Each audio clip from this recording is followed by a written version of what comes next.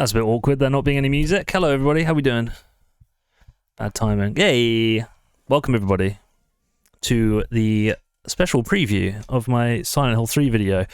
It's a rough edit. There's a bit of a warning. It's a rough edit.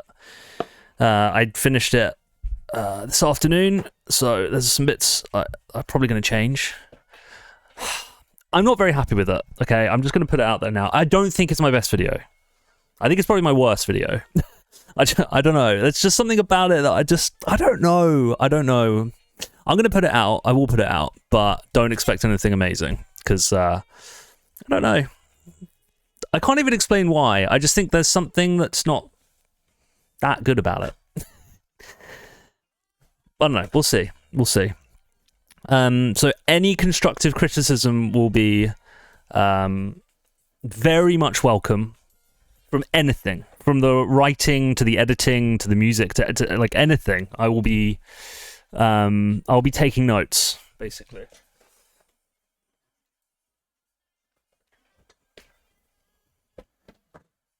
But hopefully we learn something new.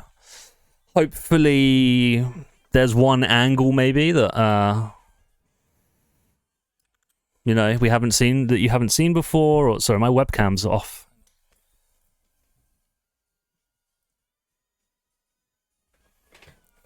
There we go. It's more like it. Zayar, I see you. And sorry, I didn't mean to just call you out there. I thought you'd message. I saw your streaming avatar. Sorry, I feel bad about that.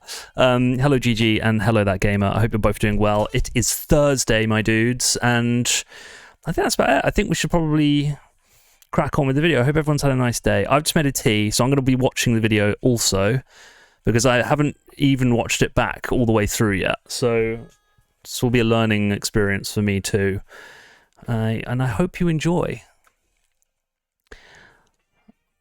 I don't think there's anything else to go over. We're going to be playing Tales of the Abyss afterwards. I can't do a super late stream tonight, but I can go till about 1 o'clock maybe. 2 maybe a push. We'll see. I say we let's crack on. Let's do it. It's quite long, so let's get it out the way, and then we can move straight into Tales of the Abyss. Looking forward to Invincible tonight, and then Severance tomorrow. Invincible? What's that? What's that then? Invincible.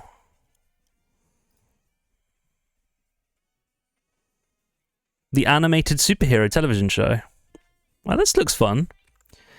Hello, Juiced. How we doing? Welcome in. I haven't heard of it. Is it good? It looks good. All right, let's do it. Let's get into it. I'm going to head over to the game capture screen where I'm going to be playing just the Silent Hill video on its own, full screen. Let me know what you think. Cartoon with Steven Yeun in it. Oh, I don't normally like superhero stuff, but I think it's really solid. Nice.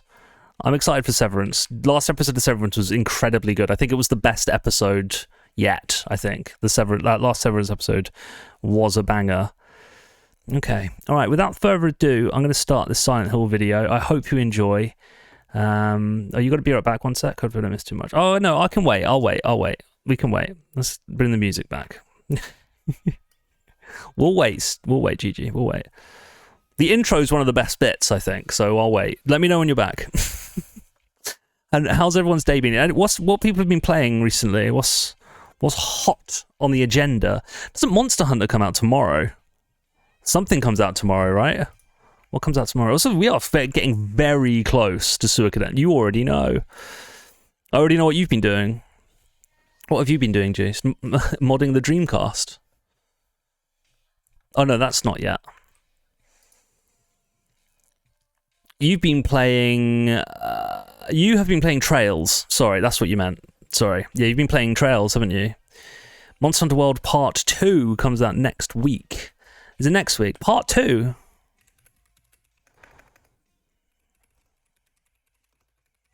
Part 2?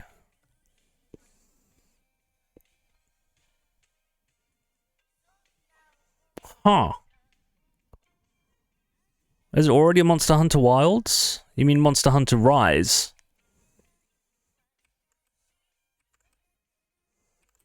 Monster Hunter Wilds, that's why I call it Part 2, because the abbreviation is exactly the same.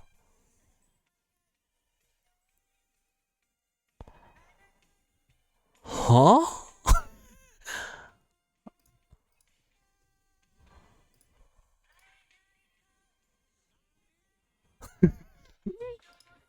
What? What do you mean? I'm confusion. Monster Hunter World. Oh. I get it now. Now I get it. Got it. Now it makes sense. Thanks for that. Do you think it's going to be good? Did anyone want to play the beta? I'm very excited about it. I mean, we are so close to Suikoden as well. Come on, Konami. Get some adverts out there. Get some fanfare going for Suikoden. Feels like it's just going to come out. Suikoden HD Remaster. Come on. It's going to get delayed, isn't it? 6th of March. Will it get delayed? That's the question. I can't get delayed now. It's probably gone gold. Hello. Did you wave at me? Seems... Huh? I can't wave at you. Hello. Seems good, but on the other hand, I'm burned out by the Monster Hunter formula. See, I'm the opposite. I need to experience the Monster Hunter formula. I need to see what it's all about. This tea is going to be way too hot to drink, but I'm going to do it anyway.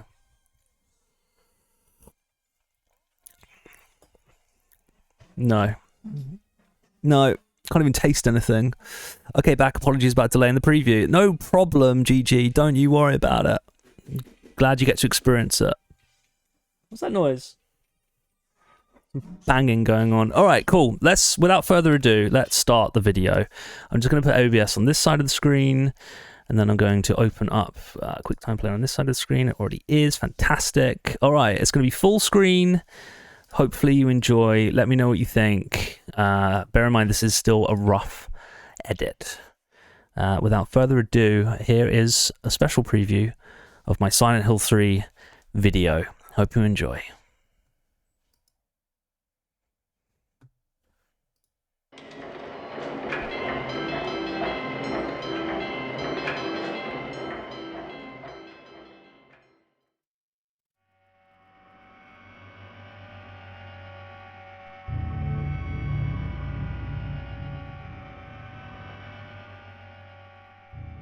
Fear isn't just about jump scares and disturbing imagery.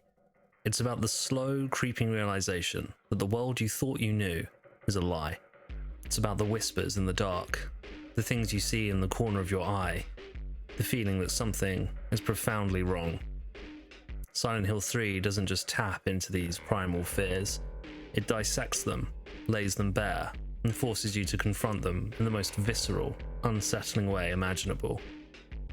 Reality becomes a fragile construct, easily peeled back to reveal the rot beneath. In Silent Hill 3, that rot takes shape, becomes tangible. It bleeds into our world, twisting the familiar into the grotesque, the mundane into the monstrous. Silent Hill 3 isn't just a game, it's an experience, a descent into the darkest recesses of the human psyche, where the lines between reality and nightmare blur, and the only certainty is dread. It's a masterpiece of atmosphere and a testament to the power of psychological horror. Journey with me through the twisted horrors of Silent Hill 3, exploring its treatment of a protagonist ahead of her time, through themes of maternal anxiety, corruption of religion, blurred realities, and how the game's music and sound design solidifies the game's world building. All these aspects amount to why years later, Silent Hill 3 still reigns supreme in the pantheon of horror titles. This is why, amidst the fog and the fear, Silent Hill 3 is a masterpiece of grotesque beauty. This is why it still haunts our dreams.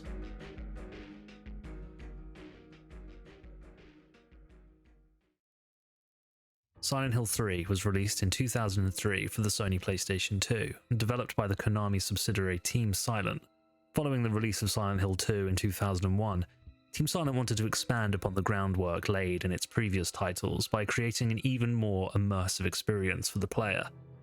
While Silent Hill 2 focused on subtle psychological dread, the game was somewhat criticised at the time by fans in Japan due to its overly ambiguous story and less of a focus on horror than Silent Hill 1. Instead, Silent Hill 2 focused more on terror rather than horror, an important distinction that author Bernard Perrin highlights in his book Silent Hill: The Terror Engine. Perrin argues that horror is compared to an almost physical loathing, and its cause is always external and apparently material, while terror is identified with the more imaginative and subtle anticipatory dread. Silent Hill 2 focuses more on a terror from within, a visceral experience that is emotionally driven. Silent Hill 3 then would dial up the intensity with more graphic horror elements. There would be more blood, gore, and generally violent and shocking imagery.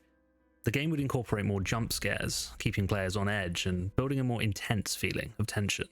While Silent Hill 2 was a standalone story, Silent Hill 3 aimed to tie back to the original game's lore and mythology, particularly concerning the cult of the Order. This would provide a sense of closure for long-time fans while also expanding the universe of Silent Hill. The themes Team Silent wished to explore in Silent Hill 3 would be much darker in tone and somewhat controversial. They wanted to explore more mature content and push the boundaries of what was considered acceptable in a video game. Themes of religious fanaticism, maternal horror, and mental illness would permeate through the game, all contained within environments that were immensely more detailed than its predecessor. Game writer Hiroyuki Owaku stated in a 2002 interview with IGN during E3 that, "We're trying to help players get into this world of fear. We want them to forget about the real world while they're playing the game." One of the key visual elements that would engulf the player would be the way the game's environments were seemingly alive, with walls and floors pulsing with textures resembling blood vessels. IGN evocatively described these effects as a microscopic view of capillaries under your skin, offering a striking impression of blood coursing through the walls around you. Game director Kazuhide Nakazawa explained to IGN that the idea here is to give the feeling that you've been swallowed up by this other world. When IGN asked what kind of horror scares Nakazawa, he stated, "It's not sudden surprise, like when someone jumps out behind you or something like that. It's more of a crawling kind of fear that grows on you." The use of the word crawling here solidifies the development team's desire to create a kind of horror that would slowly spread through the player over the course of the game. The constant shifting and blurring of boundaries would keep the player on edge, never knowing when the familiar will transform into the terrifying. This is something that Team Silent were passionate about implementing, and has fully realised to great effect in the game's final release. Team Silent also wanted to deliver a game with nuance and ambiguity that thematically drew influence from more refined works in the psychological horror genre, such as David Lynch and Stephen King. In short, Team Silent wanted to create a game that was not only scary, but also thought-provoking, emotionally resonant, and artistically significant. Game producer and sound designer Akira Yamaoka was similarly confident in the studio's final product and shared this collective sense of satisfaction. "We're confident we've done a great job with our title and expressing the greatest horror, we believe, that's ever been made."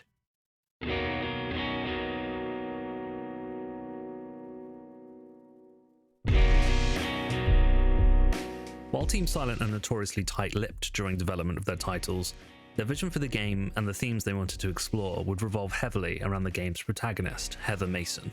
They wanted to deliver the Silent Hill experience from a different perspective, focusing on themes of motherhood, family, and female agency. In a 2016 article in Vice, Jake Laverty wrote that, in Heather Mason, Silent Hill 3 boasted a fully three-dimensional female lead, neither a coquettish schoolgirl nor a gruff and troubled badass. Heather is a remarkably ordinary character. Her appearance is more like an actual person, rather than an idealized fantasy. She's sarcastic and confrontational, but there's a vulnerability to her as well. Then don't say anything. I'm fine, so just get out of here and leave me alone already! This emotional vulnerability adds a greater level of depth to Heather, which works to humanize her character while remaining tough and capable. She experiences fear, grief, and anger, allowing players to build a more empathetic connection to her struggle. This emotional journey is a key part of what makes Heather's character so compelling.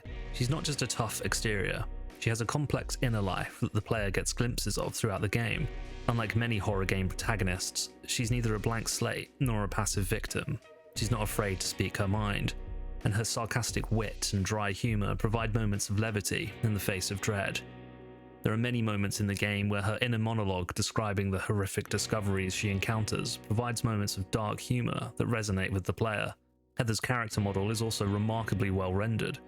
Her facial expressions and animations convey a wide range of emotions, a significant advancement for the time, allowing for more nuanced character interactions and making Heather a more believable and relatable protagonist. Heather has served as the basis for many essays regarding her depiction of womanhood, and her character offers a compelling case study for feminist themes in gaming, most notably her subversion of traditional female roles and her reclamation of agency in a narrative steeped in patriarchal horror. She defies the final girl stereotype prevalent in horror, but the last surviving character, typically a young woman, defeats the killer or monster. We all go a little mad sometimes. Haven't you? These characters usually fall into a gender stereotype where they are presented as pure or innocent, lack emotional depth, and exist purely to survive. Heather smashes these stereotypes by confronting the horrors of Silent Hill head-on, as she refuses to be defined by her family legacy and the expectations placed upon her. What are you doing? Dad. This is how Silent Hill 3 delves deep into the complex and often unsettling terrain of maternal anxiety. In this regard, Heather's self-identity becomes a metaphor for these wider themes. Heather is in fact a reincarnation of Alessa Gillespie, the source of Silent Hill's horrors. Heather must confront this legacy, grappling with the fear that she might inherit the trauma of Alessa and become a similar vessel for destruction. Anxieties around motherhood can be associated with a loss of self, and Silent Hill 3 touches on this theme through Heather's necessity to gain independence and reclaim her identity. This all culminates in a physical conflict against the memory of Alessa, a boss battle towards the end of the game, in which Alessa takes the form of a mirrored version of Heather. This battle is an arduous struggle for the player, with Alessa reviving herself over and over again, signifying the perpetual cycle of the inherited turmoil and destiny that is now threatening to corrupt Heather. After the battle, a note from Alessa is found upon the floor. "It would be better for myself to die. After all, it's nothing to be afraid of. That child, that demon. When I think of the endless pain it will bring when it is birthed." I'll so care for the soul of the girl whose life I have taken. God, I am a child, trembling with fear as I stare at death. The game's focus on birth and creation explores the fear of the unborn and the anxieties surrounding the unknown potential of a child. These anxieties are amplified in Silent Hill 3, where the child in question is a potentially destructive god. The game's antagonist, Claudia, also embodies a twisted version of motherhood. She sees herself as a spiritual mother, seeking to use Heather as a surrogate to birth this new god. However, her maternal instincts are warped by religious fanaticism and a lust for power. She manipulates and abuses others in the name of her child, showcasing the potential for maternal love to become possessive and destructive. Claudia represents the fear of a mother's love turning toxic, smothering, or even violent. Silent Hill 3's monster designs also present themes of anxiety through a grotesque distortion of motherhood, representing the fear of the body becoming something alien and uncontrollable, a vessel for something terrifying. The distorted ambiguity in Silent Hill 3's monster designs have the power to shift and evolve depending on the individual player's experiences and interpretations. While I won't go into specific monster designs and what they may symbolize, one of the strongest aspects of these designs is their ambiguity. It's important to understand their broader connection to Heather's inner turmoil, particularly regarding pregnancy and motherhood. Silent Hill 3's art director Masahiro Ito was heavily inspired by the work of Hieronymus Bosch, a Dutch painter active during the Middle Ages. Bosch was known for his depictions of religious concepts, exploring macabre and twisted visions of hell. Bosch's imagery of tortured sinners suffering an eternal damnation seems to be consistent with late medieval literature This ties into Silent Hill 3's religious themes and how the game uses distorted religious imagery and the actions of the Order to critique the dangers of religious fanaticism. While the game doesn't necessarily condemn religion itself, it does illustrate how faith can be twisted and weaponized by those seeking power and control. This is represented through the game's antagonist and leader of the Order, Claudia Wolf. Her zealotry embodies the dangers of religious fanaticism, as her unwavering belief in her own interpretation of God's will blinds her to the suffering she inflicts on others. She justifies her cruelty and manipulation by claiming to serve a higher purpose, demonstrating how fanaticism can lead to moral blindness and a complete disregard for human life. Bosch's influence on Ito is evident through these religious depictions, as both artists use ambiguity and distorted symbolism to showcase a profound sense of horror. While not confirmed by Ito, another artist that evidently inspired the monster designs of Silent Hill 3 is Francis Bacon. The renowned painter's distorted and unsettling depictions of the human form often explore themes of isolation, anxiety, and the human condition, which resonate with the psychological horror of Silent Hill. Bacon's paintings are characterized by their raw emotionality and their unflinching portrayal of the human body in distress. His figures are often contorted, fragmented, and seemingly trapped in a state of perpetual suffering. This sense of unease and psychological torment is something that Ito sought to capture in his monster designs. By combining these diverse influences, Ito created a truly unique and terrifying bestiary for Silent Hill 3. The monsters are not just obstacles to overcome, they are deeply symbolic representations of the game's themes and the characters' inner struggles. Another artist that has been cited as an inspiration to Silent Hill 3 is the film director David Lynch. The game's handling of parallel worlds shares some striking similarities with the dream logic and shifting realities often found in Lynch's work. Just like in his films Mulholland Drive or Lost Highway, the transitions between realities in Silent Hill 3 are often abrupt and disorientating, defying any sense of logical progression. One moment Heather is traversing a mundane shopping mall, the next she's plunged into a grotesque, nightmarish version of the same location, where the architecture twists into grotesque shapes. These shifts aren't telegraphed or explained, they simply happen, mirroring the way dreams can seamlessly blend different settings and scenarios, without any regard for spatial or temporal consistency. It's as if the very fabric of reality is fraying, allowing these alternate dimensions to bleed into one another, creating a sense of unease and instability. In essence, Silent Hill 3, like many of Lynch's films, creates a world that is both familiar and alien. Lynch often takes familiar settings, like a diner or a suburban street, and twists them into something unsettling and surreal. Take the diner scene from Mulholland Drive, for example. In this classic scene, Lynch builds tension and dread in a seemingly safe and comfortable environment. The sun is beaming through the diner window as two men discuss a recurring nightmare one of them is tormented by. It's kind of embarrassing. Go ahead. I had a dream about this place. The scene culminates in a jump scare, but what is truly terrifying is the dread leading up to this point. How Lynch builds suspense through dialogue, camera work, and the unsettling implication that dreams and reality are bleeding into one another leaves the audience questioning the nature of reality and the power of the subconscious. This scene from Lynch bears a striking resemblance to the opening of Silent Hill 3, where Heather wakes up from her own nightmare, perhaps a recurring one, in a familiar diner setting. The sun is beaming through the window here as well, but in the case of Silent Hill 3, the sun is depicted as burning red, more in line with the series' overall atmosphere of decay and unease. Both scenes expertly showcase the power of dreams and depict a blurring of lines between the familiarity of reality and the peculiarity of dreamscapes. Another way in which Silent Hill 3 draws from its cinematic inspirations is through the game's use of lighting and camera angles. The game engine used in Silent Hill 3 was an extremely efficient piece of tech for the time, and boasts some of the finest visuals available on the PlayStation 2. Nakazawa frames some incredible shots throughout the game. Take this low-angle shot through the eerie spinning of a wheelchair in the basement of Brookhaven Hospital.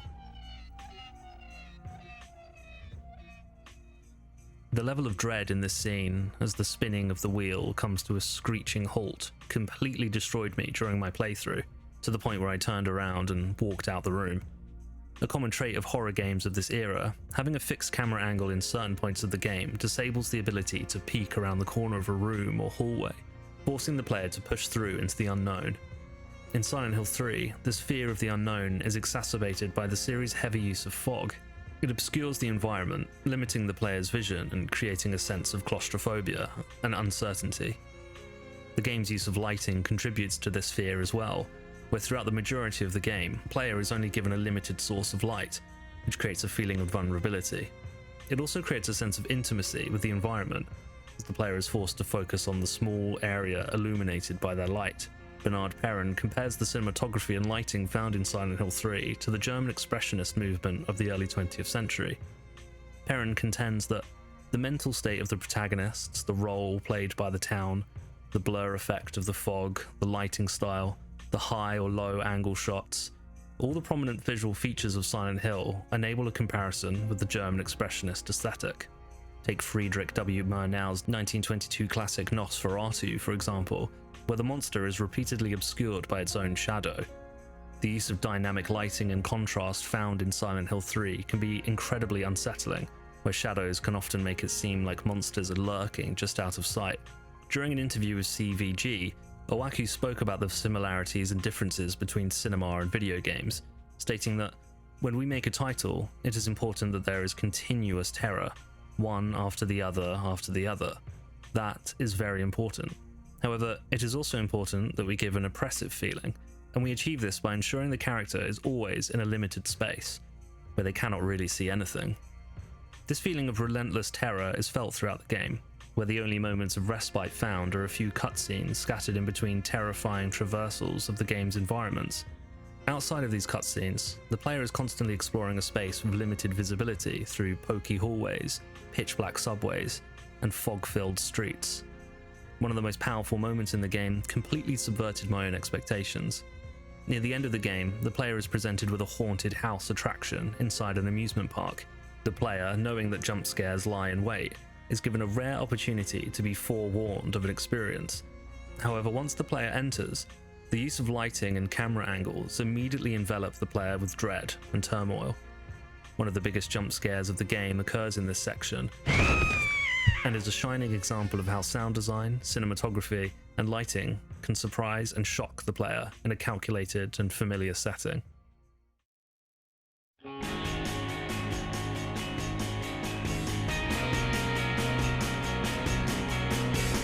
Akira Yamaoka's contributions to Silent Hill 3, and the series as a whole, transcend mere background music and sound effects. They are a masterclass in how sound can elevate a horror experience. Various tracks from the game's OST stir different emotions for the player and resonate with Heather's emotional journey. Take the opening song You're Not Here.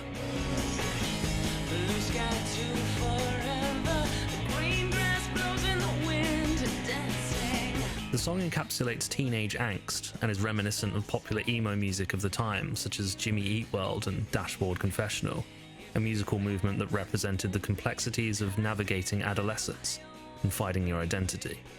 This search for identity embodied in emo music is crucial to Silent Hill 3, where Heather is faced with forging her own identity in the face of a predetermined destiny. Yamaoka's score is an exemplar of juxtaposition. His music can sound incredibly raw at times, with industrial-sounding elements and distorted kick drums overlapping with beautiful piano melodies. Take the track Sickness Unto Foolish Death as an example.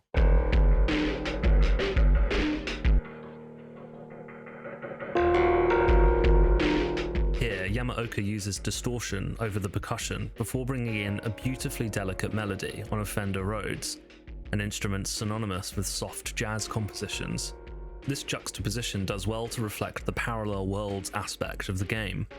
Just as the other world distorts familiar locations into grotesque versions of themselves, Yamaoka's music often contrasts familiar musical elements with jarring, unfamiliar sounds. The track Please Love Me Once More also reflects the sudden change of environments that occur in the game, where a beautiful sounding woodwind instrument is suddenly cut off and a long, drawn-out chord of dread is introduced.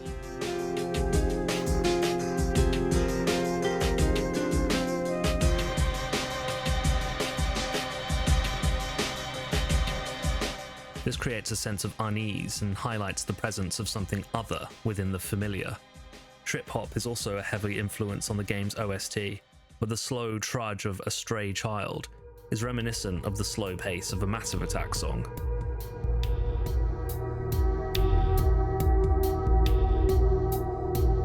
This spaced out feeling of trip hop perfectly represents the absurd visuals found within the game, such as the appearance of Robbie the Rabbit during the beginning of the game. His innocent appearance is juxtaposed against the dark, disturbing world of Silent Hill, often appearing stained with blood. Yamaoka's shifting of musical styles and genres also reflects Heather's abrupt shifts between the real world and the other world. One moment you might be listening to a haunting, melancholic melody, reflecting the relative normalcy of Heather's everyday life. The next, you're plunged into a cacophony of industrial noise, distorted sounds, and unsettling rhythms, mirroring the nightmarish and surreal nature of the other world. This sudden shift in musical style disorientates the player, reflecting Heather's own disorientation as she moves between realities. The ambient soundscapes in Silent Hill 3 are also crucial for creating a sense of unease and disorientation. The subtle whispers, the distant cries, the creaking metal. All these sounds work to continually build tension and make the player feel like they're being watched. They also contribute to the game's dreamlike atmosphere, blurring the lines between reality and delusion, and make the player constantly question if that distant cry was in fact real. The game masterfully achieves this through the subtle nature of these occurrences. There are many moments of the game where you can hear the heavy bass of footsteps from the floors above you that are so incredibly mixed that I took my headphones off to check if they were in the game or in my actual home.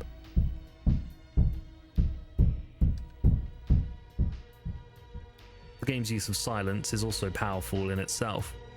Most of the time you are traversing the game world of Silent Hill 3, there is complete silence. This allows the sound effects and monster sounds to take center stage. It's a powerful tool for building tension, toying with the player's expectations, and forcibly cultivating a sense of hyper-awareness towards their surroundings. This use of silence can also create a powerful sense of isolation. It can make the player feel like they're completely alone, cut off from the world, a perfect emotional foil to Heather's search for identity and her visceral, agonizing search for self.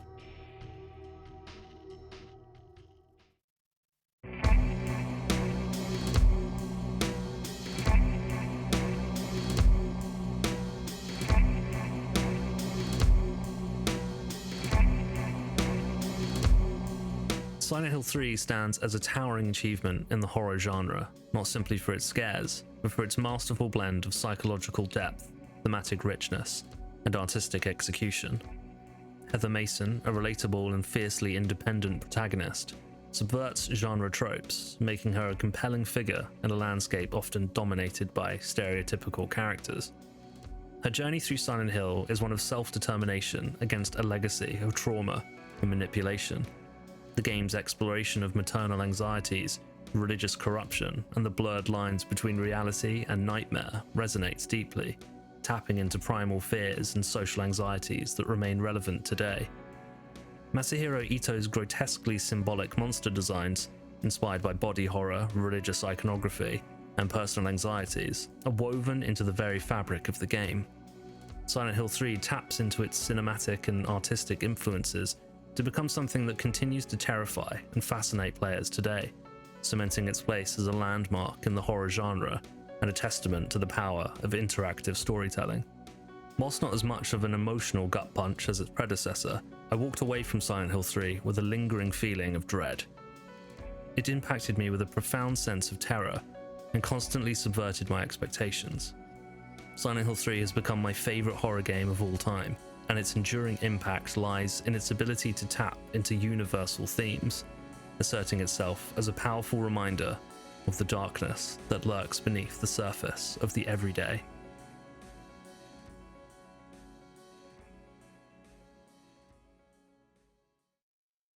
There we go. That's the rough edit.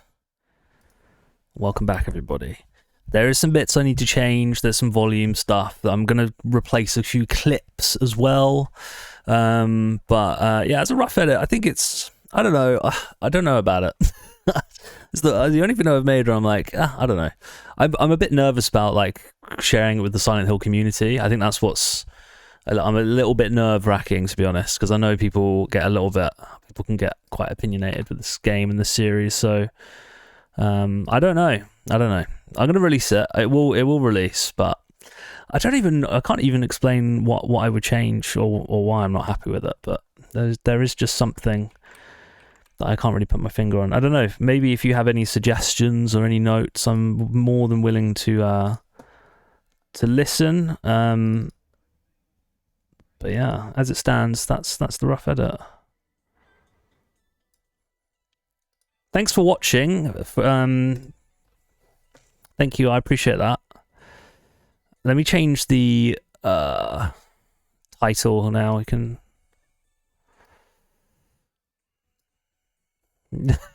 I think it was great. Thanks, Sehar.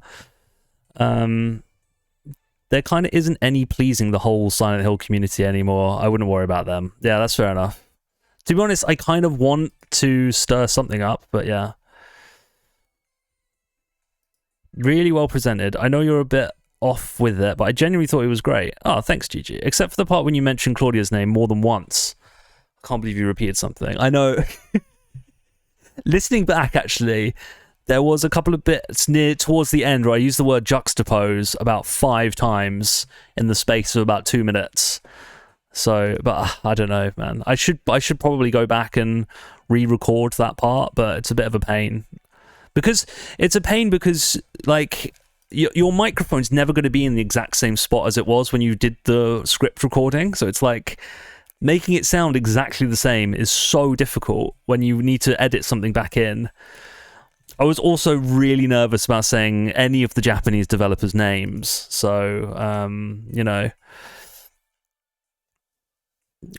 I hope that I pronounced. I mean, I definitely have mispronounced some of the Japanese developers' names, but I didn't even Google them to see how you pronounce them. I just said them as I thought you would pronounce them, which, in hindsight, I probably should have gone onto howtopronounce.com. But then the how to pronounce website, when you put a Japanese name in, it's like it sounds like someone, you know, it actually sounds Japanese. And I'm not Japanese, you know. Well, what's up, Sen? How we doing? Stir things up.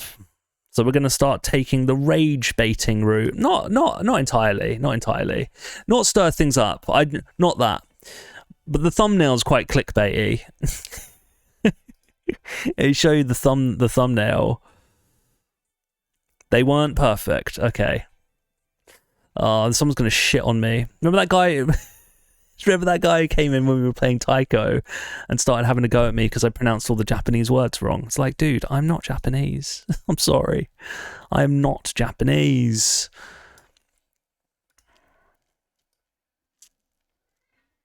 I think depending on how you name it as well, I think it will serve as a case as to why people should go and play it.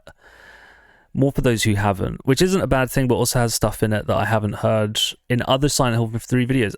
Then that's good. That's a win in my books. That's all I really wanted from this video, was to discuss something that maybe wasn't discussed enough. So you were close enough that I don't think anyone will really comment on them. Okay, good. Close enough's good enough for me. That's good enough for me. Oh yeah, that's it.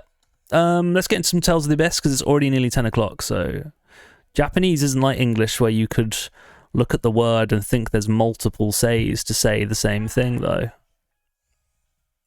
There is a single way to say it, and I said it wrong. Oh dear. Maybe like one cringy gigaweeb, but most will think it was a fine job for a non-native speaker. That's fine then. I can fight off the cringy gigaweeb. That's fine. I can live with that. It's fine. I just won't reply to that comment.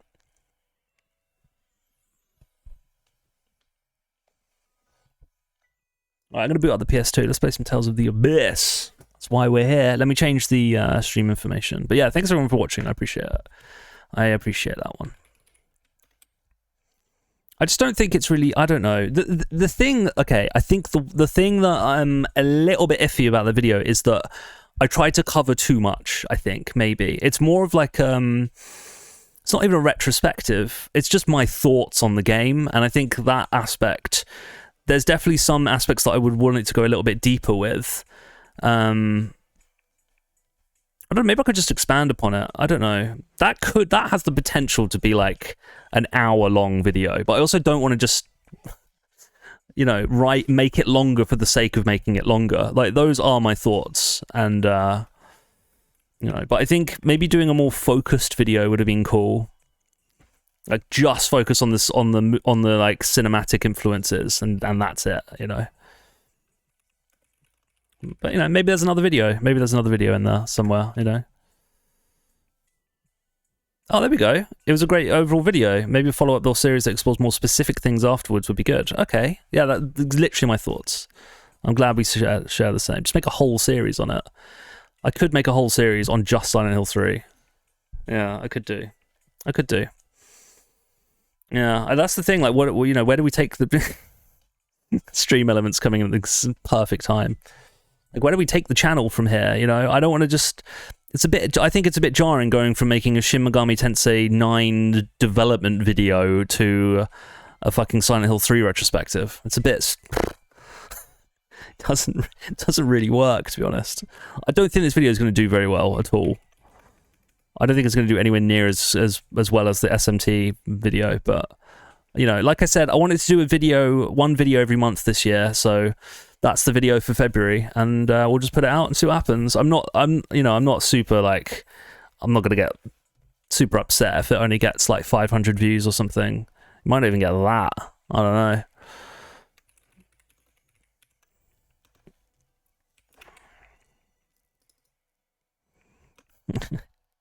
Let's post it on the Silent Hill Reddit. That's scary. That's going to be very scary. I've seen weirder videos back to back from channels. Okay, that's good.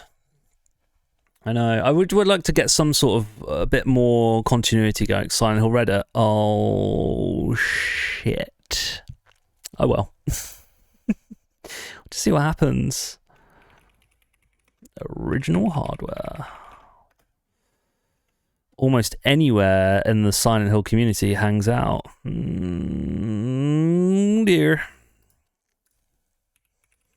I know what people... I can already sense some of the criticism, I think. I think some people will be like, going to be like, you didn't even talk about Vincent. Like, once. I don't talk about any of the male characters in the video at all. But to me, that's not what the game's about. You know, they're fine characters, but I personally didn't really like. You know, they're good characters. I don't think they're really case study worthy as Heather and Claudia are, though. Like, nowhere near.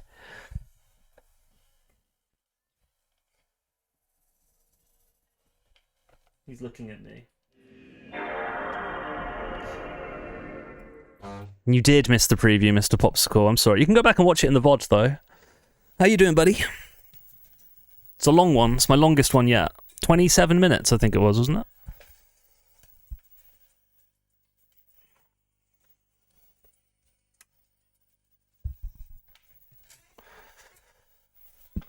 Silent Hill fanbase on here can be alright, though.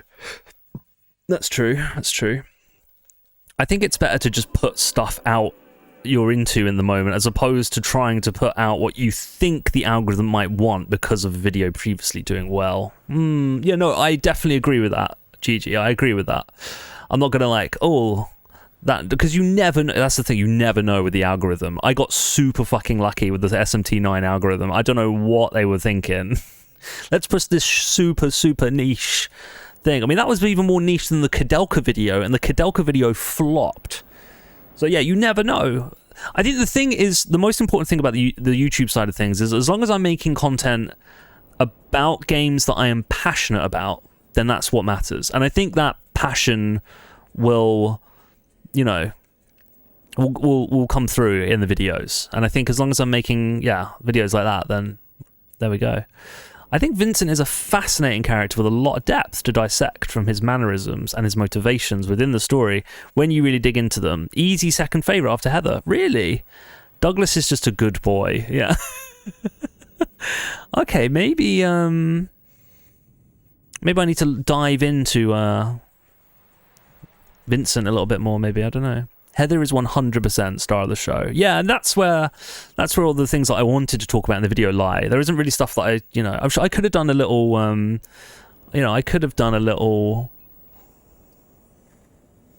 paragraph on Vincent, but my heart wasn't in it. It would have just been making a paragraph for the sake of making a paragraph on Vincent. I didn't really find anything that interesting personally that resonated, so exactly, it's about your love for these games and it shows. Thanks, Mr. Popsicle. It is the passion for sure. When you sound like you enjoy what you're talking about, people will flock to it. I hope so. Kudelka's way too niche though. Do you think? More niche than Shin Megami Tensei 9? Most people didn't even know that existed. Mate, it cracks me up when people come into the Shin Megami Tensei 9 video and they just post in the comments, why is it called 9? It's like, I talk about it in the video. I talk about it early on in the video, like within 5 minutes. I will tell you the reason. They don't even watch it. They just come in and comment. But this isn't the 9th SMT. Why is it called 9? Like, oh, you didn't watch the video then, because I talk about it in the video. SMT is SMT. Oh, that's true. SMT9 is part of SMT. SMT's, yeah, okay. Fair enough. Tangentially connected to a lot of popular stuff. Yeah, that's true. Well, we'll see. We'll see what the algorithm decides to do with it. I might put it out tomorrow. There's only a couple of bits I need to clear up. Like, I think the audio is a little bit too loud when I talk about the music.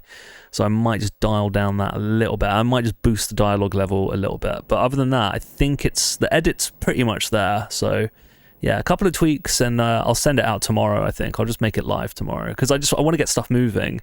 But the thing is, I have no idea what to do next. I don't have any plans for any other videos and I need to make 10 more this year and I don't know. Shadow Hearts is considered niche and Kudelka is practically unknown. Fair enough. Yeah, fair enough. I think another thing that botched it was the thumbnail of Kudelka. I didn't put the logo in. Whenever I put the logo of a game in the thumbnail, it does better. I think if you just write the game, it doesn't do as well. I don't know. Maybe I've just made that up, but I've noticed that. Okay, let's play some Tales of the Abyss now. Or was I going to talk about something else? Oh, yeah, that's it. I don't know what to do about my next video, so I don't know. The only thing I thought about doing was I had an idea for a video I wanted to make, but was also like, I can't be asked to make a YouTube channel just to make one video. Okay, well, keep that to yourself, GG, because I will probably steal it. No, I'm joking. I would never do that. I would never steal your ideas. But I'm interested to hear what the video would be, though. Probably more eye-catching. Yeah, I think people just feel like, oh, I've seen that logo before, you know? I end up finding a lot of my more passionate stuff is through its music. Yeah, well, we're from musical backgrounds, Mr. Popsicle, so it makes sense, you know? It makes sense. I loved talking about the music in Silent Hill 3. That bit, I actually quite like that bit. I think I've made some points that I don't think people have made. Like comparing stuff to like a Massive Attack song. That blew my mind when I heard that. I was like, oh. Come on, guys. Who wants to get rid of him?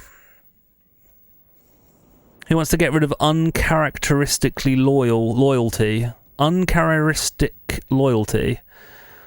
I'm sure there's a mod out there that would like to ban that person. Thank you, Sen. Oh, you just time them out. You don't ban them. Interesting. You can ban if you want. So loyal. Alright, anyway, it's nearly an hour, so let's get into some tales, shall we? It's useless to ban. Nah, true. Yeah, that is true. They won't come back, will they? If they bring their friends.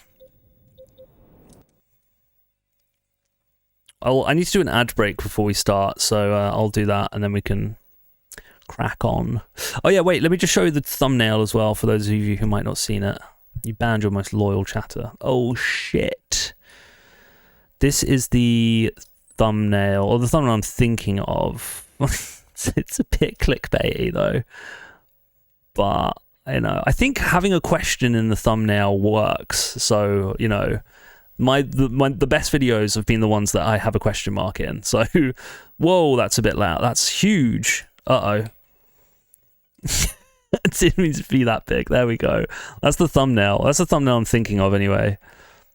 Is it its downfall or is it peak? I don't know. Thumbnail jump scare. Bam! So yeah, I don't know about this one. I think we could do better than this. This is a very, very quick rush thing. I'm not keen on the name of the video, downfall or peak. I don't think it's good. I don't think that'll be the title of the video. That's just the thumbnail. I think the title will be something else. What a track. I've had it stuck in my head for weeks. This song is always playing in my head at all times, and I haven't even played it. Want to go for a style of thumbnail? I don't know. I mean, I don't want to go... I like making them simple. I like my thumbnails being simple. I don't like blasting loads of different elements over something, but might be inviting trouble from people who don't end up watching before commenting. That's fine. That's what I want. A comment is a comment. That will push the algorithm. Even if someone's like, oh, it's downfall, Silent Hill 3 is shit, and they don't watch the video, fine, good, comment. If they think it's peak, they'll come in and be like, and then they'll watch it. I think interaction is interaction. Exactly. We know. Yeah, exactly. Yeah. I might keep it then. Don't know about the word peak though. Is it a bit too, like, you know, I don't know.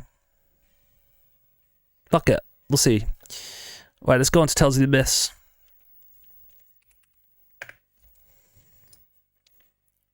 We have just enough time to probably watch the intro before the ad break goes, so let's do that quickly. Game capture is not on. Uh-oh. Hang on a minute. Where is it? Where is my PS2? It's not in the list. Why is it not in the list? Oh, there it is. Whoa, it's upside down. Okay.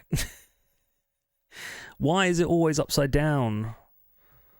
We need to figure this out. How could it possibly be upside down? We need to Google this because it's annoying me. I'm gonna Google it right now while we're watching the intro. Actually, maybe unique. What the thumbnail is unique. This is going to be so loud, isn't it? Why are sources upside down in OBS?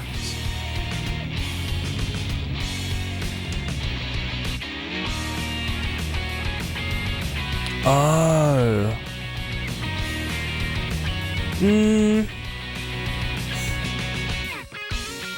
Yeah, maybe it could work. I think I wanted to home in like the kind of is it good or is it bad kind of thing.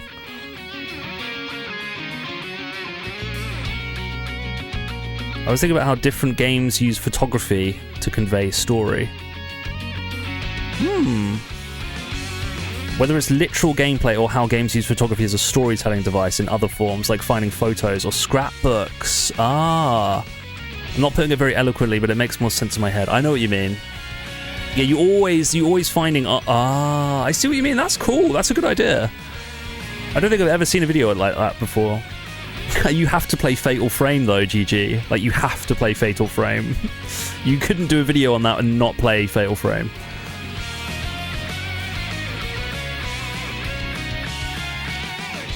Or I stream Fatal Frame 2 and you can use the footage.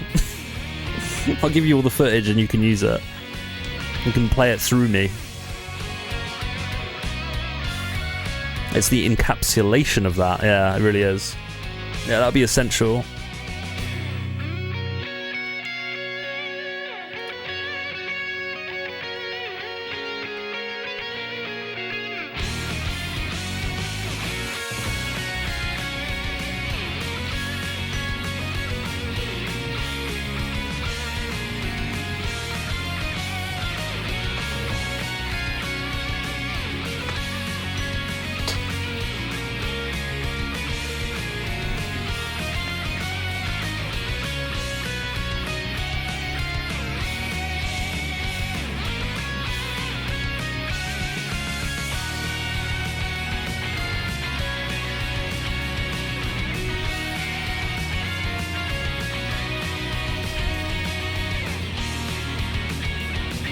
I'm always in favour of people playing Fatal Frame regardless. Yeah, me. It is good. It is one of my faves. Fatal Frame 1. Oof, man. That Fatal Frame 1 was probably my favourite horror game before I played Silent Hill 3.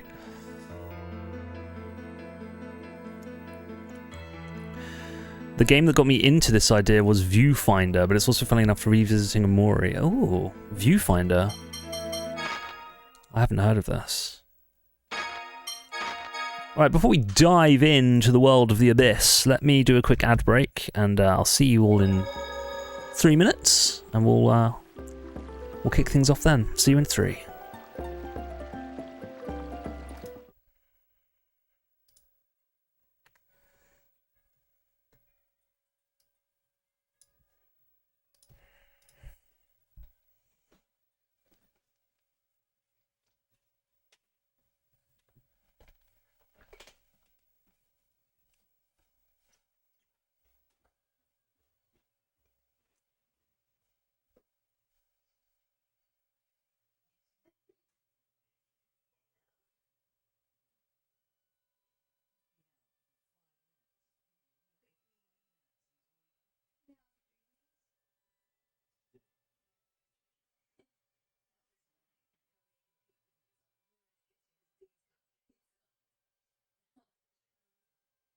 Dane's got pizza oven. The lasers.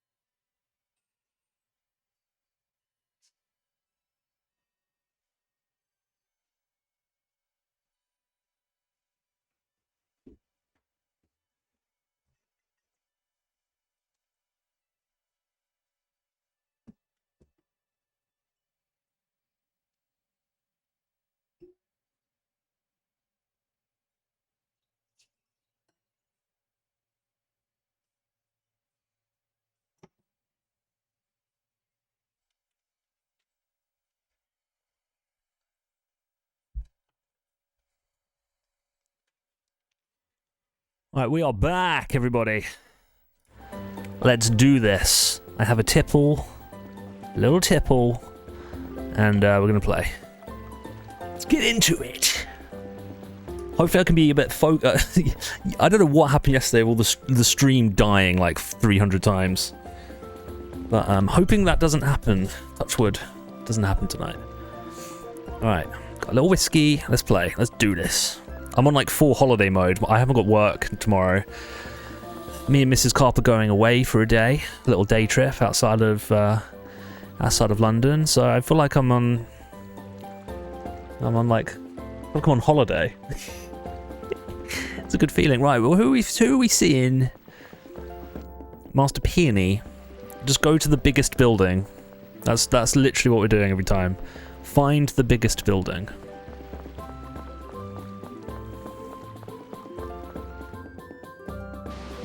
You'd love Viewfinder. It's such a cool concept. I've never heard of it. Let me look it up.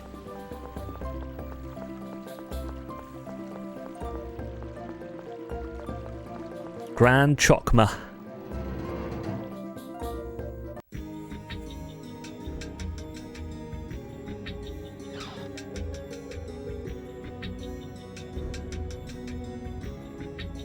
Emperor Peony's bedroom is beyond this door. Is he going to be in his bedroom? There's a load of pigs here. What's going on? What the fuck? What the fuck happened here? What? Nani? What's going on?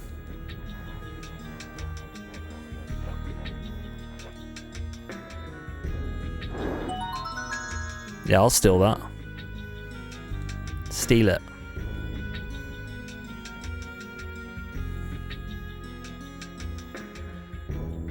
Probably going to be in the audience hall, isn't it? Yeah.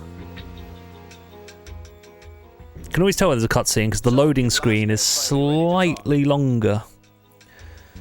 It's the Severance Lamb room. Yeah, but with pigs instead. Yeah. Yeah, I wasn't thinking that, but I am now.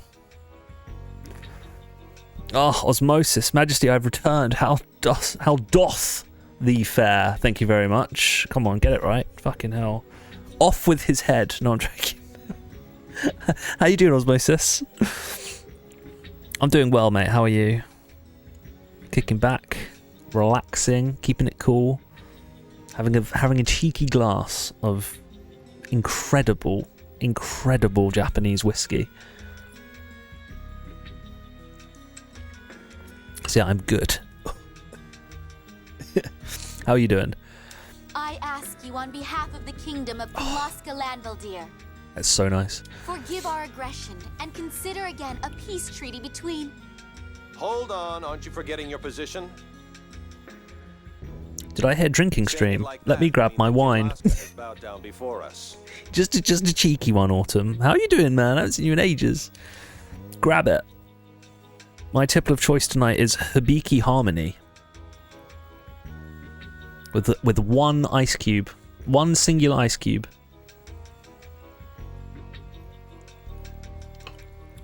I've been rewatching season 1, and there's so many minor details that I missed. Get away, fly. Like, maybe I'm looking into it too much, but for example, the only character who says they're from out of state is the only person who makes a comment about the weather being unnatural and small things like that. Yeah, I mean, I have this theory that the town itself is a simulation, and there's like another layer of the Severance. That's what I reckon is happening, for sure. I think that the town they're living in is not a real town. That's been my theory for a while, and that's just like it's the second layer, and there's actually outies. I reckon that's the thing. They're still technically innies, but they're like first layer innies. Ooh, that would be good, wouldn't it? And shame on you for not stopping her, Jade. I waseth borneth in yonder small towneth. My dialecteth is foreign, if thou alloweth. I do alloweth. I do. Don't know. I heard something about whiskey when I entered. Yes. I'm having a whiskey. Yes. Currently been playing 3 games, and they're taking up my time. What 3 games? Was it that obvious? One day I'll try Hibiki. You've made it sound so enticing, despite not even liking whiskey. Dude, this will get you into whiskey. This will get you into whiskey. You have one of these with a single ice cube. That's it. Your life changes.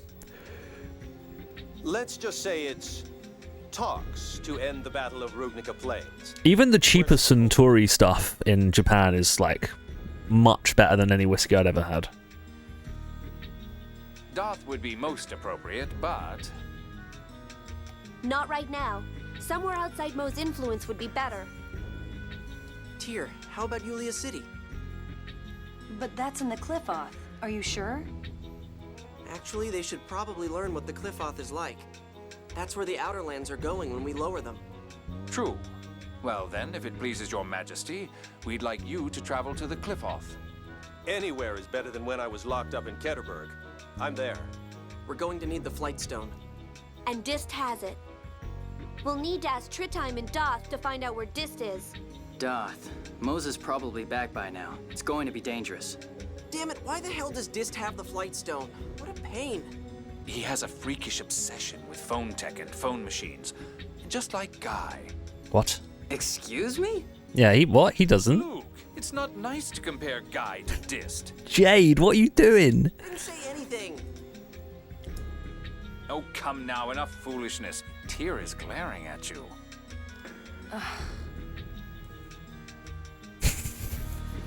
What? Okay, synopsis, please. Emperor Pini had no reason not to want a truce with Kimlaska. He agreed to the lowering of the Outer Lands and to holding a conference on ending the war in Yulia City. But if it's going to be in Yulia City, we'll need to get the Albior flying again. Apparently Dist has the flight stone. Ugh. The phone stone that controls the hover drive. So we'll have to go to Darth to get it back. Let's go. Is this actually where we kill Dist? It's actually happening.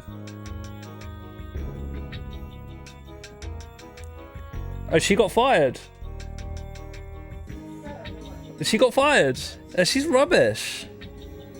She's the worst character. I mean, I say character. She's a real person. Sorry. So I just stopped watching The Apprentice.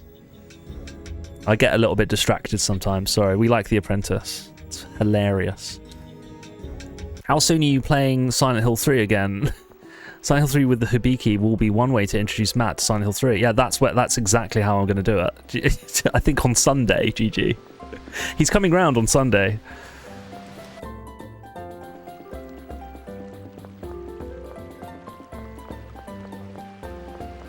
So only 2 streams role-playing as your night, and in both streams I get beheadeth. Yeah, well, I mean, it's part of the role-play osmosis. Do you not think it works? Mass Effect, the original trilogy, replaying it. Okay, nice. You playing the Legendary Edition, or are you playing, like, the originals? Ghost of Tsushima is an amazing game. Ghost of Tsushima is in my top 3 open-world games of all time. And I don't even like open-world games, so Ghost of Tsushima is absolutely incredible.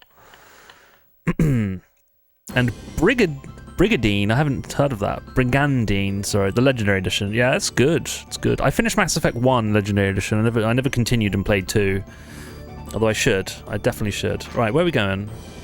Right, we're going to Darth. Consult the world map. Okay, we're going here. Okay, we can do that. That's literally like straight ahead. Perfect. Uh-oh. Or not. I mean, we're going to do a Mass Effect stream. I think maybe soon. I'd be well up for playing something that's not a JRPG. Nice one. Even just watching someone else play it, it's such a special experience. I mean, I'm going to force him to play it, so don't worry about that. He said he's too scared, but I'm just gonna make him play it instead. He won't have a choice. Have you done Dragon Age Origins? I have. I don't like Dragon Age. I've tried to get into a couple of them, and it's not for me. I heard the new one's not great either.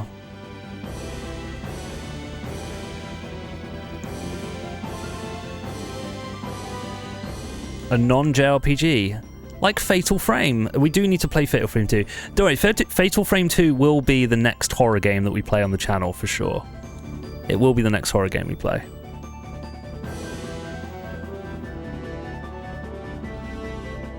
When that will be, I do not know.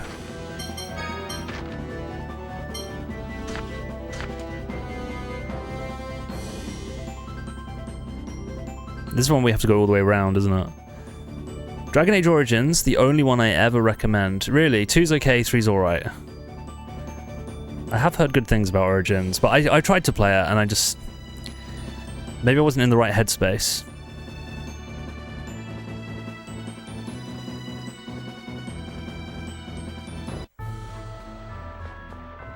Sire, I shall do what my skills allow me, but shall give my all as to once return home to my beloved.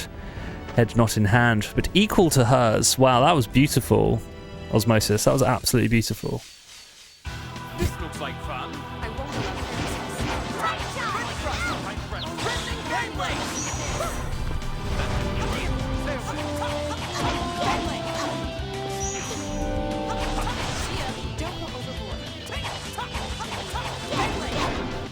The subway will be brutal. Oh, I hope we get to the subway. I don't know if we'll even get that far, to be honest. I hope we do. Yeah, the subway is just relentless, isn't it?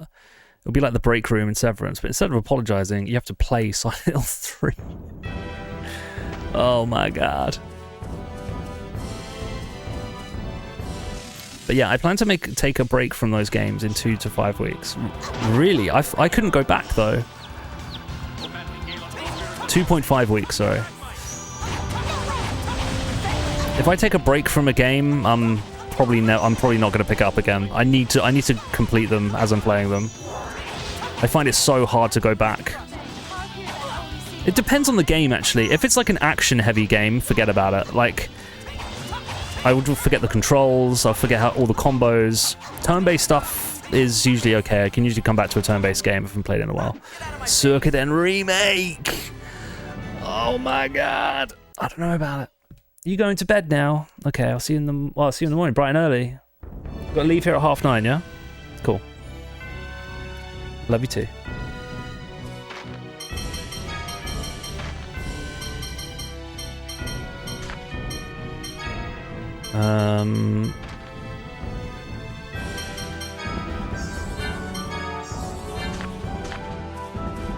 Yeah, Suikoden Remake for sure. I would like to play. I don't think I'm going to have time to play it though, to be honest. I would like to, very much, but maybe we will. I don't know. You know what I'm like. I say this and then I usually just go out and buy it.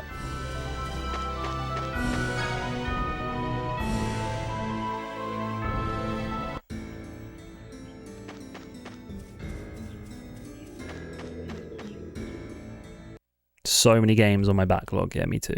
Me too, buddy. And once we get the Sega Saturn up and running, we're going to be playing some obscure stuff, which will be good. Not enough time. Yeah, I know. I feel ya.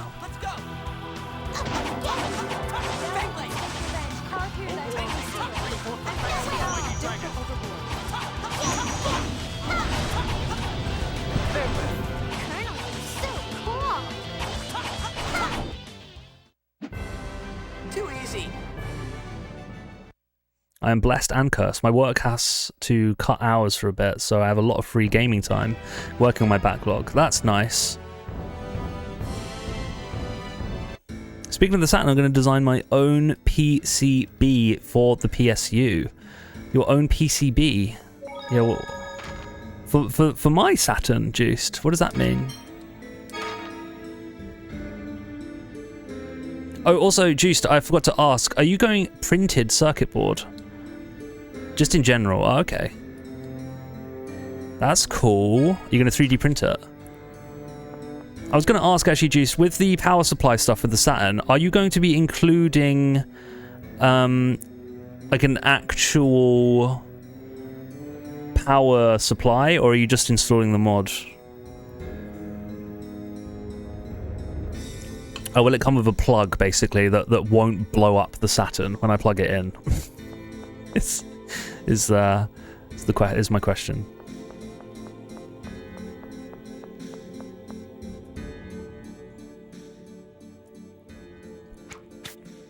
Yo, what the fuck? Did she just get assassinated? Who the hell did that? Nah, she's fine.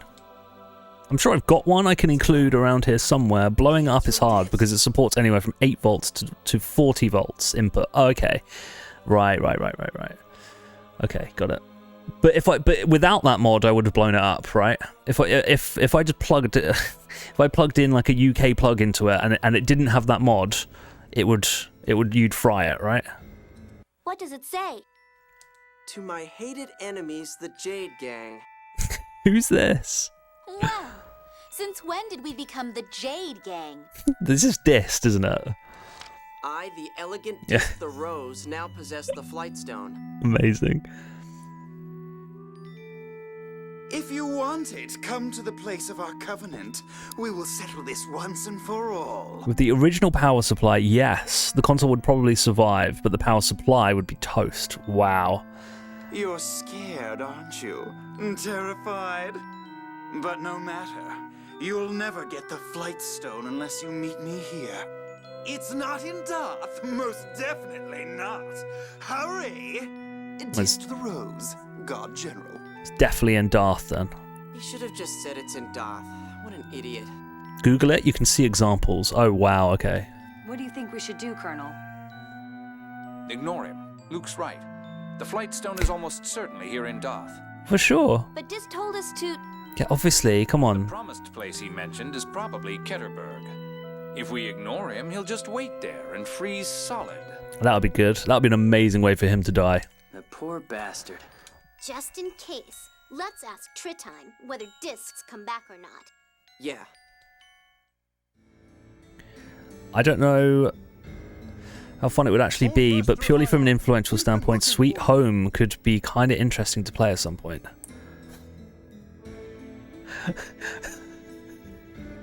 Oh my god. Is that what I think it is?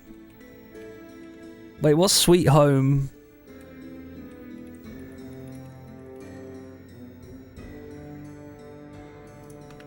What am I thinking of? Oh, the horror game. Oh my god, yeah man, Lejean was playing this recently. I'd be up for playing it. Dude, look, that's the thing, I would love to get to a point where we're playing really obscure stuff on original hardware. That's kind of where I want the channel to be, you know.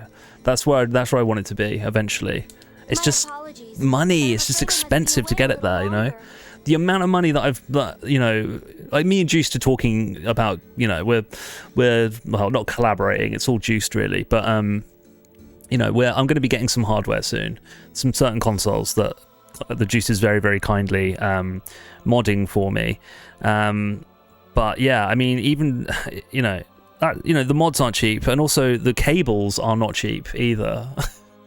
But just so you know, every subscription and all the bits and stuff that you've been sending, and all the subscriptions, all the gifted subs, all of that is going back into the channel. I'm using all of that money to acquire original hardware, better cables and stuff. So you know, and eventually, hopefully, it will be to get a RetroTink as well. Although I think the OSSC is working well, but yeah, can't cheap out on proper mods, right? Yeah. What about your duties as Phone Master? Grand Maestro Mose left as soon as he returned, taking a regiment of Oracle soldiers to Aramis Spring. Interesting. Yeah, the flash carts are going to be very expensive. He must be planning to close off the Yulia Road and force us to meet Dist. If you're leaving, at least take another 10 Phone Master Guardians with you. Don't need them. It's difficult to move as a large group. Annis is enough. Oh, what's going on with the poll, actually? What's Dis been doing? I haven't checked the poll. Which Final Fantasy is winning? Dist returned here briefly, but he hurried off again somewhere. For those of you who don't know, we are currently running a poll on my Discord channel for the next Final Fantasy, well, the next JRPG we're going to play on the channel between Final Fantasy 7, 8, and 9. And at the moment, we have all 7 and 8 are neck and neck at 6 votes each. Final Fantasy 9 is very close behind with 5 votes. We have 4 days left, so if you haven't voted, go for it. His attendant, Cantor Reiner, should know the details. I did find a Saru from a reputable supplier, but it cost almost the same as a Fenrir. Yeah, I don't think the Saru, like, honestly, I can't justify, like, the cost of some Saturn games are just, like, like, the ones that I want to play are just crazy. Like, absolutely crazy. And, so I'm not that fussed about losing the disk drive, to be honest, in the Saturn. And the Fenrir has, it's like, yeah, almost 100% compatibility, so. Where can we find him? I read that the Saru has a couple of instances where the game loads too fast and kind of fucks it up a bit, so I kind of want to avoid that. Right now, he should be training at Oracle headquarters. Let's go talk to him. Yeah. Oracle headquarters. Okay, let's do it. Where is that? We were told to ask Dist's assistant Rainer for details, so we headed for Oracle headquarters to find him. Where is that? Is that here?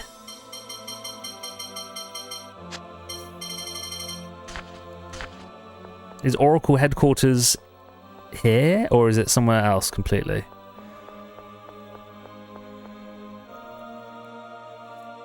Crazy how influential it is. as without it, we might not have survival horror as we know it. Because of how much it influenced Shinji Mikami and inspired him to make Resident Evil 1. Obviously, there were other survival titles that would have probably been made regardless. But we might not know it as a genre without it. Yeah, this is what I've heard. I'm super, super interested in it. I don't know how... It's only fan translated though, right? It never released in the West, so I don't know how good the fan translation is, but...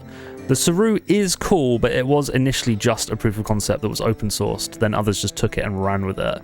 Yeah, all the Sarus that I've seen are from AliExpress, and they're like £30. They also look really ugly, and I know, whatever. But if you're going to have that cart sitting out of the Sega Saturn all day, and it's like some, transparent blue flash cart that doesn't go well at all with the color scheme of your Saturn, and it has this like almost like Comic Sans writing on it. It just doesn't, it aesthetically does not look nice, And I like my things to be aesthetically pleasing. So look, having the Saturn look as clean as possible is like, I think the Saturn is it might be the best looking console from that era. It's a beautiful console.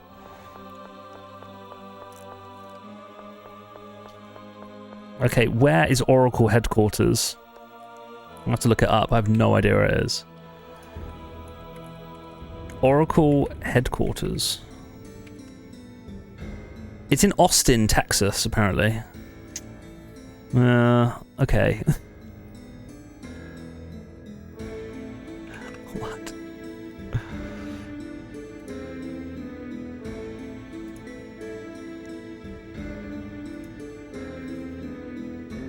Oh, it is here. I was about to... It is in the cathedral.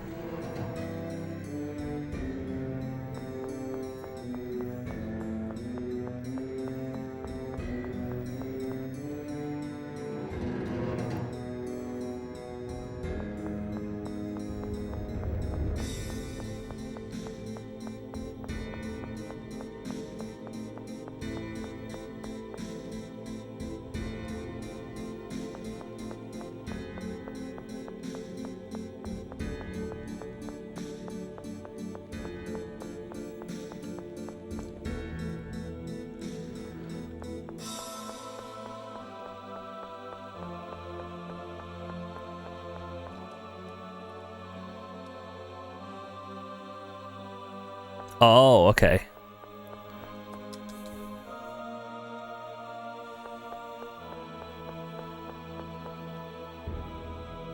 Phone Master Ion.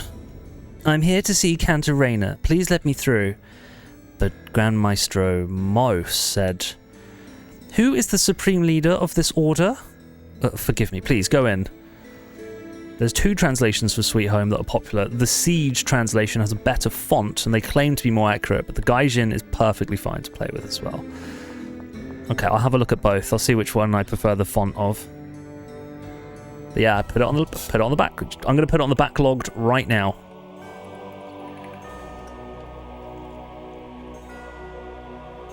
We're going to log a game. The game is going to be Sweet Home. 1989. Holy shitballs, that is old. Create the log. It is added. Oh, I need to put Fatal Frame 2 on there as well then, don't I?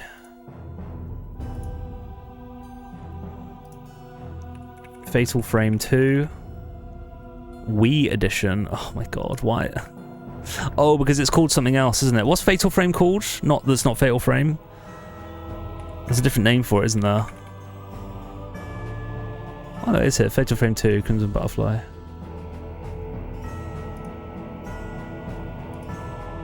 It's in there as well. I found a pre-made PCB design that's perfect for my application. Neat. Nice. You have Clock Tower 2 to play as well, right? Yeah, alright. Let's add that too. Stand down. You are in the presence of Phone Master Ion. What's it called? Clock Tower 2, The Struggle Within, 1998. That is now on the backlogged as well. Lopri and Colonel Dist gave orders not to let anyone through, no matter who they are. What's so funny? My apologies. I wasn't laughing at you. No one makes fools of us. Phone Master Ion stays unharmed. Kill the rest. Whoa, here they come. Let's do it.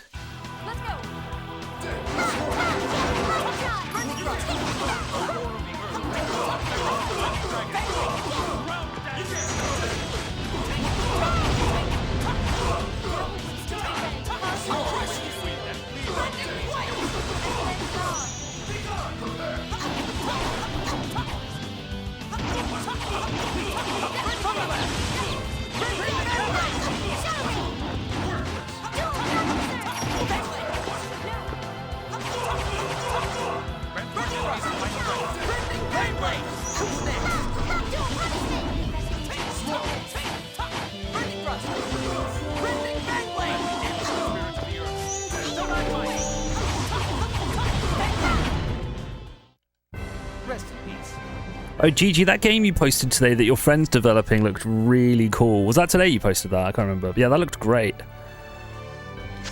Looked super, super fun. Like cool characters. I like the aesthetic of it. Such an idiot. About what? It's a lot cooler than some of the other, like, you know, platform fighters that I've seen. Strengthening security like this is like saying there's something important here. Oh, then the Flightstone really is here? Most likely. I wonder where he hid it. Reiner may know. Then let's find this Reiner guy. Let's do it.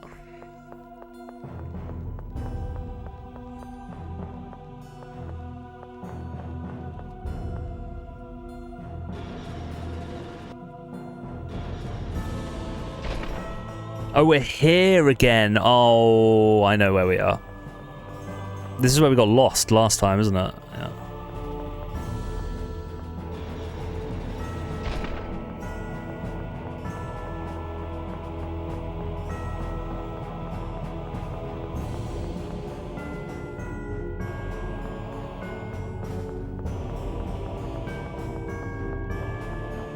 Yeah, he's a really talented guy. He taught himself to program it by reverse engineering Melee. Wow. And making this for browser. Wow. Okay, I'll check that in a minute. But it landed him jobs after it. Holy shit, that's so cool. Reverse engineered Melee, that's so sick. I mean, that makes sense, well, you know.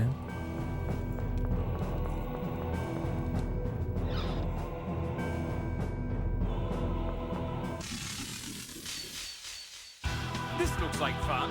That's right.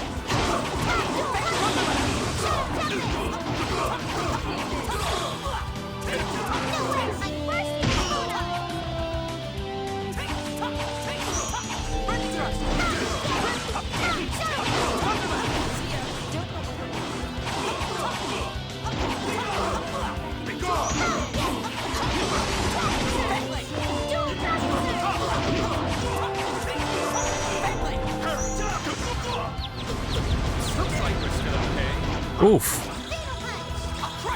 Oh my god, a double? What? That was sick.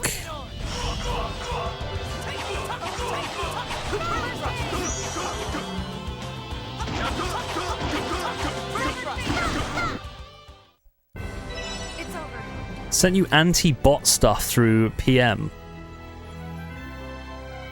On Discord.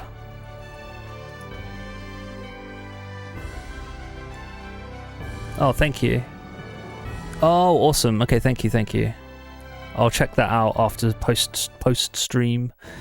I have one cool combo in that video where I quad up air his Marth and kill him off the top. Okay, I'm very excited to watch this now.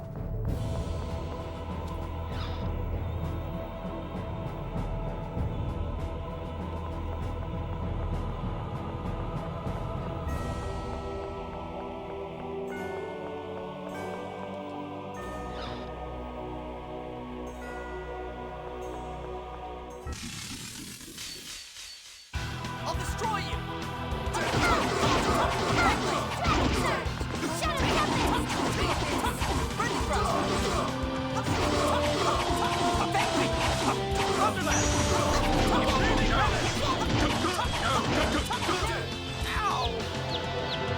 Uh-oh.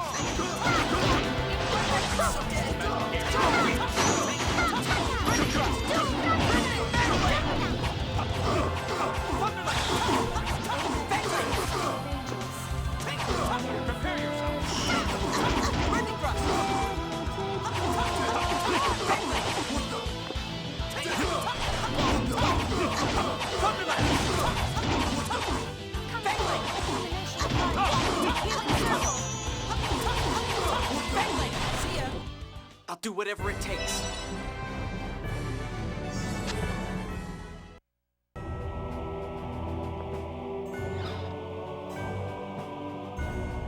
Want to watch the whole thing, but my contribution's at 238. Okay. It's crazy it runs on browser. So I used to bring my controller into uni and grind tech skill on the max in between lectures. Hell yeah. That's what it's all about. Who are you? Oh. I thought it was an NPC. Looks like fun.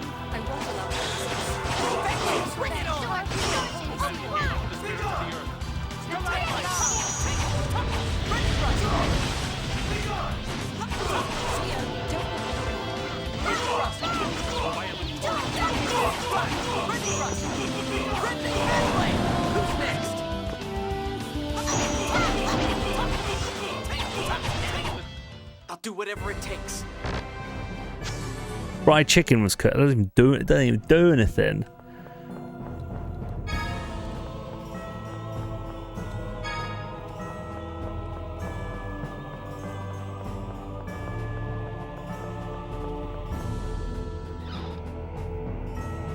Hello, Meg. How are we doing? Good morning once again. You've been on a lot this. So have you. You have too, Meg. How have you been? Yeah, I'm trying to. I am usually on this much though. I usually do four nights a week. I don't usually play the same game 4 nights a week though. I usually mix it up a little bit on Thursdays. But I'm like, you know what? No, let's get Tales of the Abyss finished. We're not going to play another game until this is done now. So every time I stream, we're streaming this until we finish it, and then we'll play 2 different games. We'll do Final Fantasy 7, 8, and 9. So 7, 8, or 9, and then probably a horror game as well. And then Suikoden. We'll do Suikoden Remaster. We really should.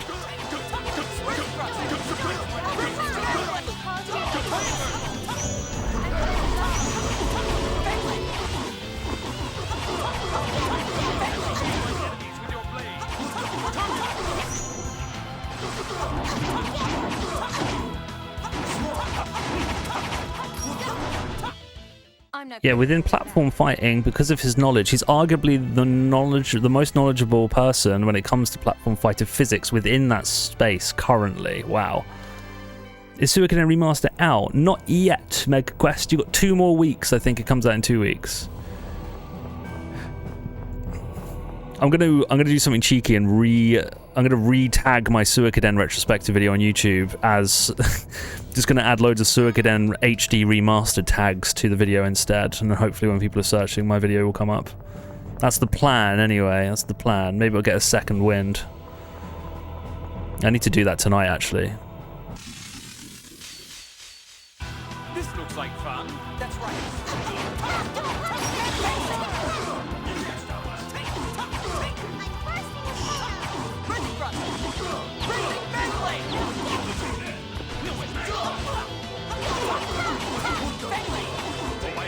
I should look at some Tales of the Abyss combo videos as well. I just think we should do that.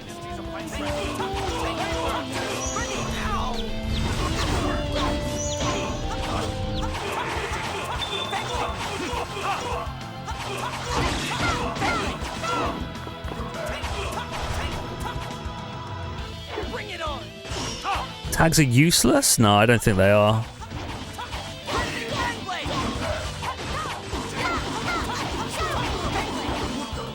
Because my Shin Megami Tensei 9 video, that was the first video I actually added tags to, and it was my best video.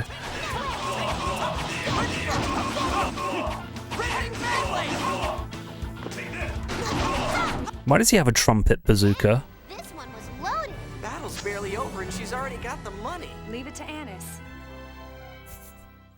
I never got to play that character. As when I played it, there were only 2 playable characters, but a few years back, as it's a passion project they're making as a group in between their actual jobs. But the kid with the skateboard SNES cartridge is such a cool... Yeah, that was cool. He looked like a cool character for sure. I'd probably play as him.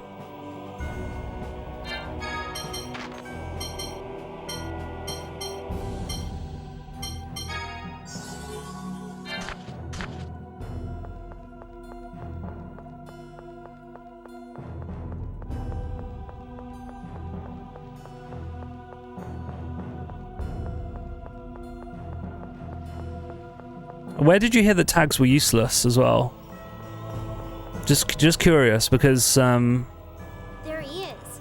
That's Reiner. I think you have to be a bit wary about where that information is coming from, because if it's from people that are fairly big, you got to remember that it's a dog-eat-dog world out there in the YouTube space, and I feel like people don't want other people to succeed in that same space. There's a certain streamer, and I'm not going to name who the streamer is. They're a very, very big streamer. I saw in one of their videos that they said that the secret to YouTube Shorts is to untick the box that says to send it out to subscribers first, because if your subscribers don't watch it, then the algorithm doesn't get pushed. And I did this for about a month when I uploaded my shorts, and they got way less views than when I had it clicked. So it's like, you got to remember that, like, I do remember hearing that from a big creator. Yeah, they don't want you to succeed, Sen. That's what it is. I reckon that's what it is. So yeah, that person said that, and I was like, oh, well, you know, he's huge on YouTube, and like his shorts do really, really well, so I'm going to try that. And my shorts just tanked. They completely tanked. My views went down like they'd never done before. So, you know. What's he doing? Training for promotion from the rank of Bravo to Locrian Sergeant. Let's speak to him.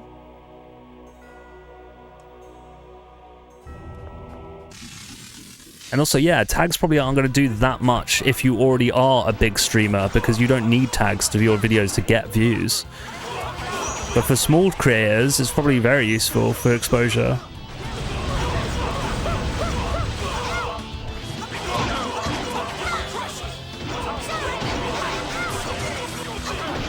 Mate, the combat in this game is getting out of control.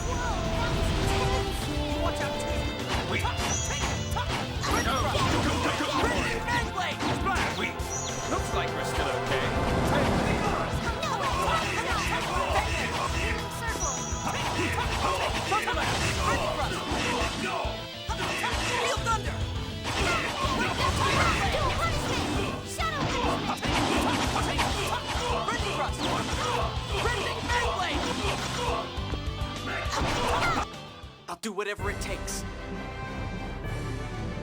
He made another game called Entropoly that is Celeste inspired, but it's got melee physics mechanics. Ooh, what, instead of a platformer? Or it's still a platformer, but it has melee mechanics. That sounds cool. If you remember, the size of the channel probably makes a difference. No, man, you made that point already. Yeah, I think it's, you know, it's dependent on the channel, isn't it? I think I need to adjust the sexy on my PVM. Sorry, that is an actual setting on my CRT. The sexy setting. I'm not even joking with you. It's a setting that controls the kind of bulging in the middle of the screen. It looks a little bit too warped. I might have to adjust the sexy. There's nothing down here. Are you kidding me?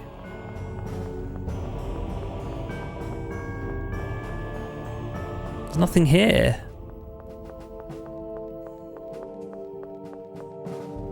Oh, I'm talking to you. Okay. More bulging, more sexy. What brings you to a place like this? I think that's the idea. Yeah, I think that is the idea.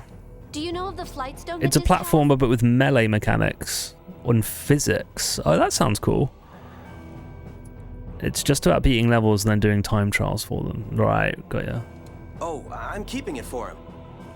Platformer with melee physics could be... I could see that being quite good, actually, yeah. Why you? I began and quite hard. Sergeant 2 days ago. Very hard. Here for almost a month. Therefore, he asked me to hold it for him for a while. Could you give it to me? I'm afraid not. Even for you, Phone Master. Dist instructed me not to let go of it, even for a moment. Take it. Take it by force. Oh.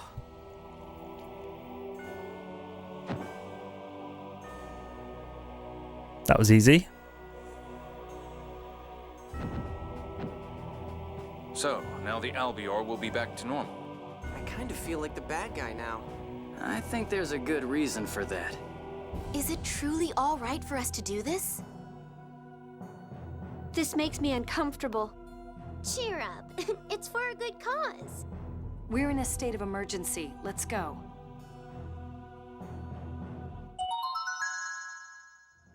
All right.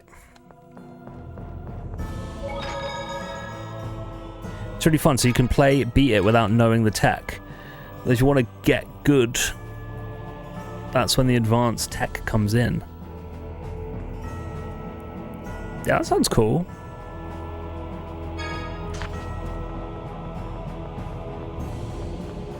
YouTube says themselves that tags play a minimal role in the video's discovery, but it doesn't hurt to add them, I guess. Yeah. Oh yeah, that is true actually. I do remember them saying that.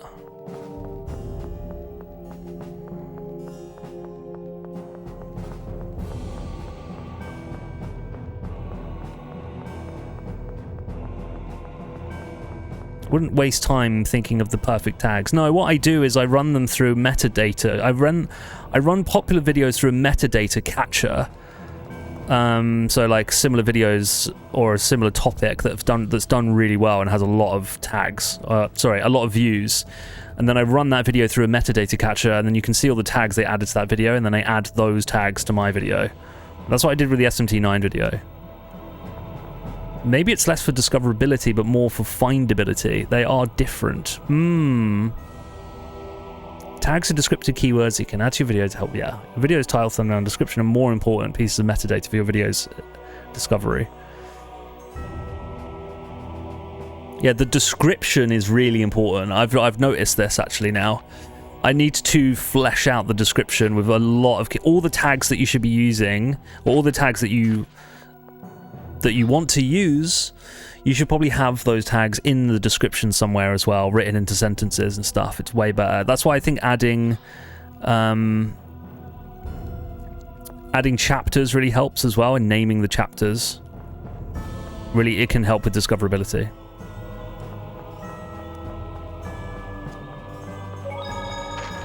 And all the names that you're going to reference in the video should be in the description as well. The producer, the director, the composer, stuff like that.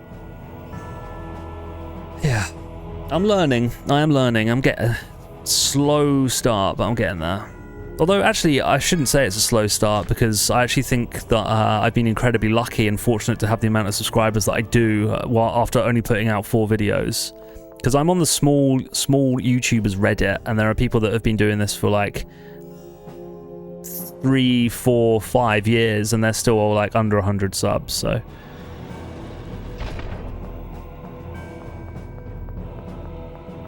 It's just luck as well, isn't it? I think, partly.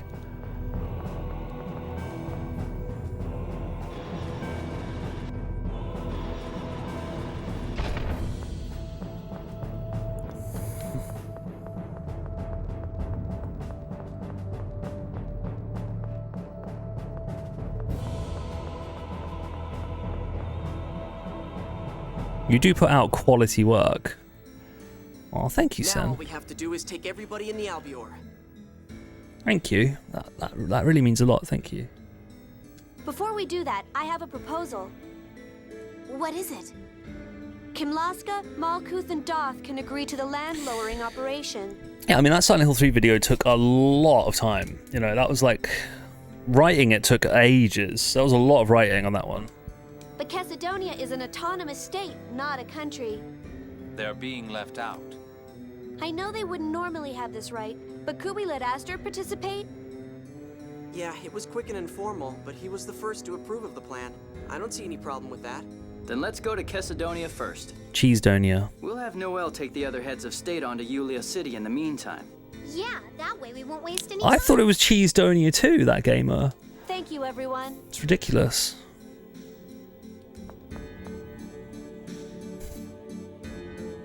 Get out of my head. I just had a thought with the layout, right? Of the OBS stream. Just quickly want to get your opinion on this.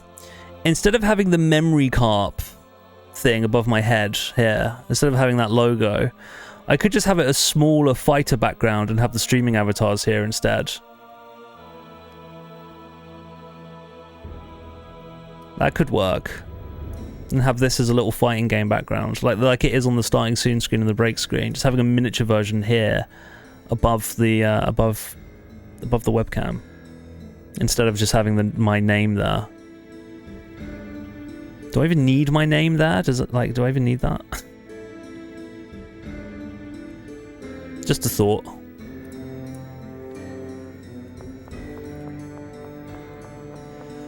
Given you got it out before the end of the month, that is some dedication. Yeah, I mean... yeah, because the SMT9 video came out this month as well. Basically have it finished, yeah. Yeah, I'm really trying to push myself with it all, you know. But that's the thing, GG, if I don't set these deadlines, I'll never do the videos. I need to have stuff like this, so I just won't do them. But I think my next video is going to be significantly shorter, just to, like, give me a little bit of a creative break, you know? I might do a short video on the art director of Half-Life 2, because he just passed away recently. Be cool to do a little video on him. Maybe dive into his inspirations for the aesthetic of Half-Life 2. That could be a good video. Right, where are we going? Cheesedonia, alright.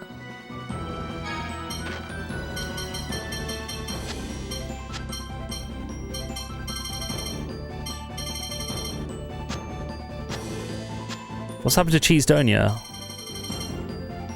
Oh wait, has Cheesedonia collapsed? It's in the cliff off. Circle of the Moon 5-hour retrospective.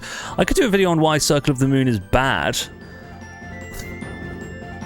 I could do that. Why is Circle of the Moon the worst Castlevania game? Dude, legit, I might actually make a video on Circle of the Moon now that you've mentioned that.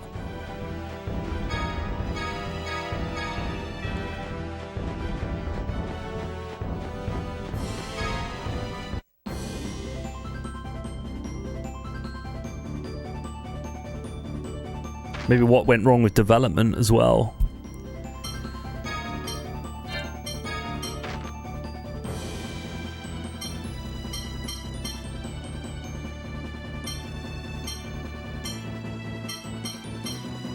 Dude, where is Chesedonia?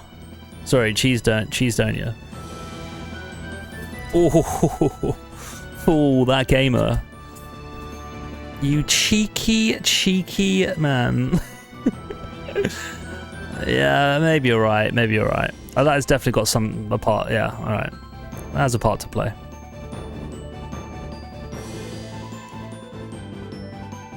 The game is still bad though.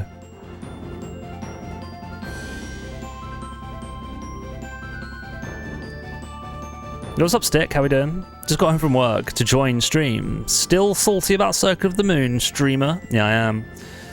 I am.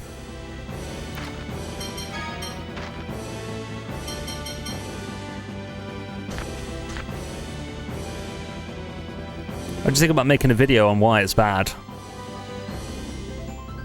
You were right though about the needing a guide to know what to do. That is bad game design. Did I say that about Circle of the Moon? Did we need a guide? Very briefly we used a guide. I don't think I used it that much.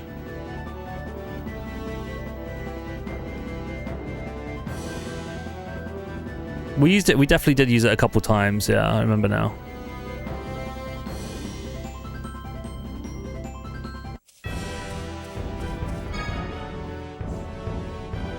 feel like you probs have watched his stuff, but have you ever watched Never Knows Best? His analysing Elder Scrolls series is really good. Yeah, that name rings a bell. I'll return to the Outer Lands then. I'll come back for you later. Alright, thanks. But it was a how was I supposed to know that moment. Yeah. Oh, yeah, I think I remember now. Yeah, it's like Dragon Quest 1. I don't think I could ever have done that game without a guide. And 2 to an extent as well. But you know, this was a different time. This is like when Dragon Quest 1 came out, you probably would go to school after playing it, hear about someone who's figured out what to do. You know, word of mouth would spread, and there'd be rumors about how to get to progress to the next area. Like when Dragon Quest 1 came out, I don't think that game was designed to be beaten in one sitting like we did, you know?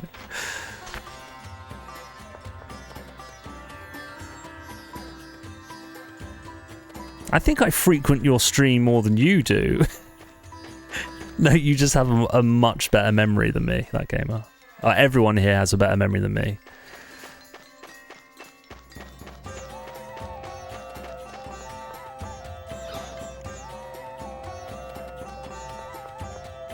There's a lot of fat in this game, isn't there? They could definitely trim a lot of fat off this game. Like, the last 10 hours have felt just like we've just been running from city to city to city that we've already explored, talking to the general, talking to the king,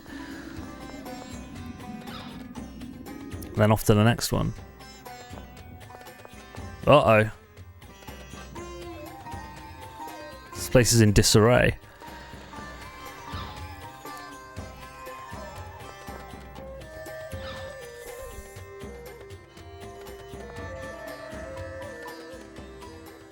I see, so that's why you've come for me. You have my deepest gratitude. I can offer explanations of what to look out for, the effects of the miasma, and other such issues. Okay. Yes, that should be useful to hear when preparing for the descent. What effect has the miasma had anyway? Have people been getting sick? Some of the children and elderly who were exposed to the miasma became bedridden.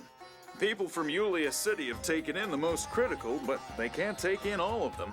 I'm also worried about our emergency food stores. They were depleted because of the war. How about petitioning the king and emperor? Yes.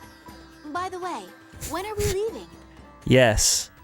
Noelle won't be back for a little while yet. Let's rest at the inn. That will also give Aster time to prepare. All right, I'll cover the cost of the inn for you. Please, relax and get some rest. Thanks, we appreciate it. What is it? You look serious. Yeah, I'm worried about the miasma. All I know is that the miasma is bad for people, that's it. It's not going to kill everybody all of a sudden, is it? Like I said before, it's only bad if you inhale a lot over a long period of time. But if things stay like this, then I think the population will drop 80% by the next generation. Damn it! Even if we lower the Outer Lands, it won't change a thing! That's why the peace treaty includes an agreement to jointly research the miasma. I know, it's just... Why can't my hyper-resonance disintegrate the miasma? I hate this! I caused all of this, but I can't... Settle down. You said you were going to start with what you can do, right? One person probably can't do much alone, but people can work together. We're with you. Yeah. Sorry for talking like that again. It's okay. Oh, come on, dude. You're allowed to have feelings, Luke. What's going on with him? It's like as soon as he has feelings, he has to say sorry about having like a little outburst. Dude, that's a natural emotion. What's happened to these His character sucks now, man. You're allowed to get angry, just don't be a dickhead. That's the difference. Were you watching some Jacob Geller stuff? And I completely forgot he somehow managed to make a video about the movie. I'm thinking of ending things. Whilst also... Good morning. talking about DS3 and it works. Wait, what? Noelle, welcome back. How did it go? Everyone is safe in Yulia City. I arrived here earlier than I expected, so I went ahead and took Aster as well. My, you must have not been able to get any rest at all. Do you mean, is it as Dark Souls 3? I'm fine. Don't worry. I took naps when I had the chance. Thank you for all your hard work. It is an honor, Phone Master. Well then, I'll be standing by on the Albior.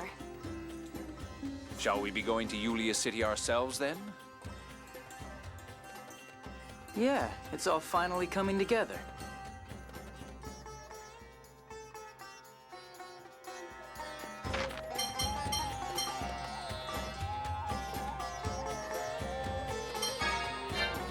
So, what movie are you talking about? I think I've misunderstood your sentence, GG.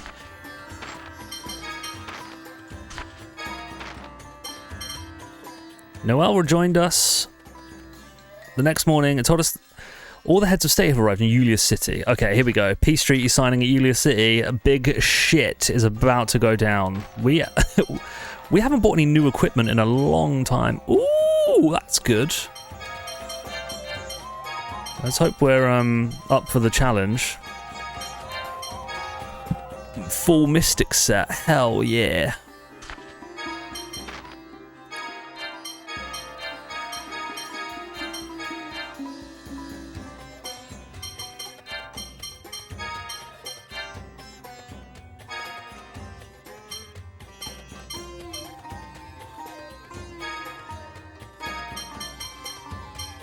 Reduces physical damage by 10%. That's pretty good.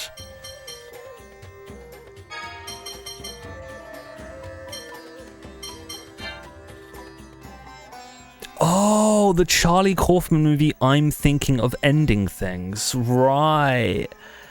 Sorry. That makes sense now. Right. Sorry. That sentence makes a lot more sense now. I don't know that film. I haven't heard of it. I've never even heard of it. What is that?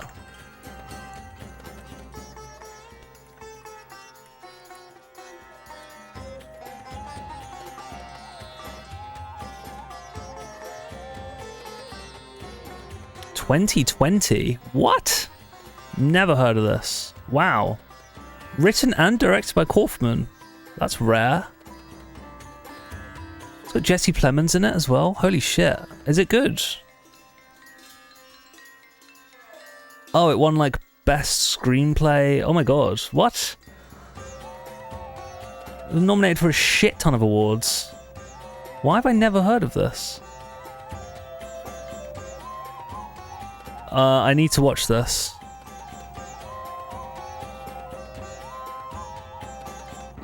Wow. Cyanotica New York is like one of my favorite films ever, so wow, okay. Right, off to Yulia City then, is it? Let's go. Man, there's going to be some big shit going down now. I really liked it. David Thewlis and Toni Collette are so good in it as well. I'll check it out.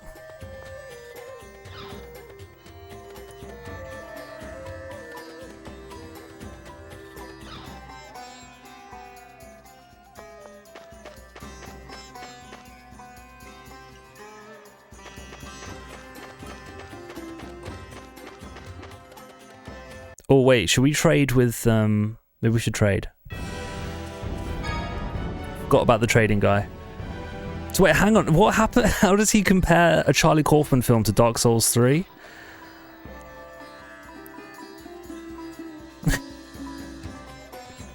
I need to watch it. I'll need to watch it.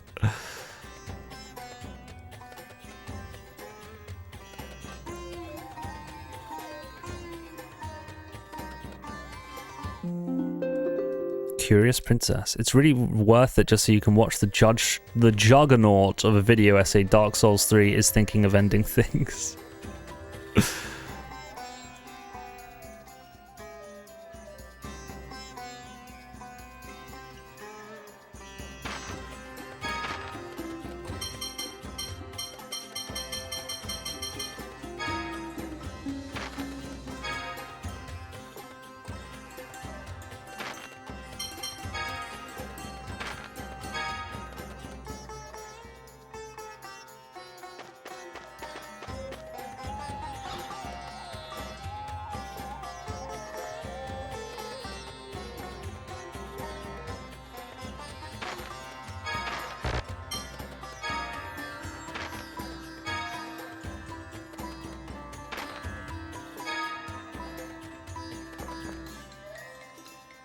This music is pretty crazy. Do you do you think?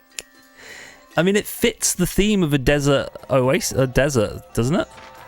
Do you know what this reminds me of? It reminds me of that meme. I'm gonna get it up. You need to see this. If you haven't seen this, you need to see this.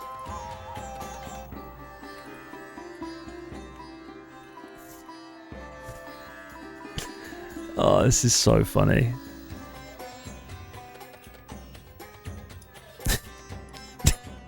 Okay, I'm just trying to get it up. Hang on. You got to see this meme. Every time we come here, it reminds me of this meme. Where's my thing?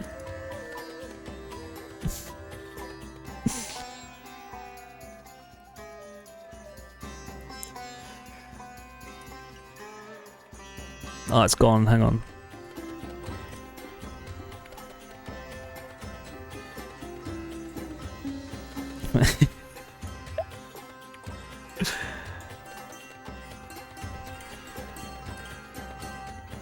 Check this out. Let me turn the music down. Alright, watch this.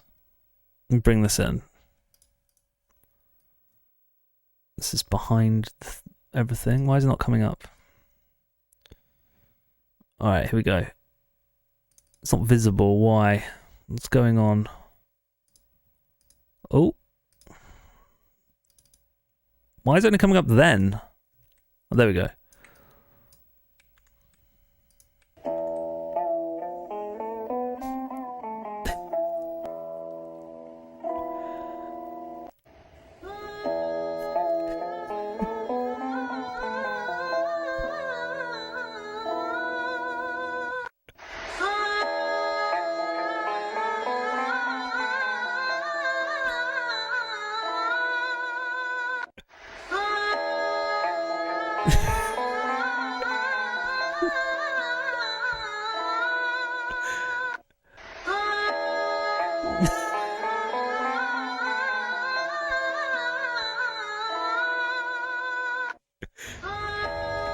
Welcome, my friend.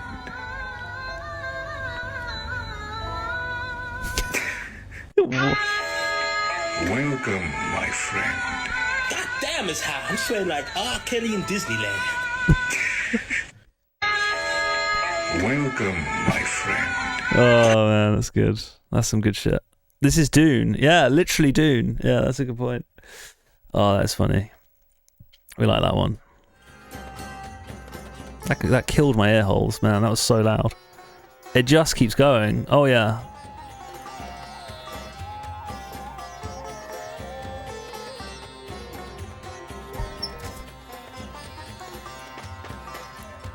You can hear it now, can't you? You can hear the music. It's literally the same.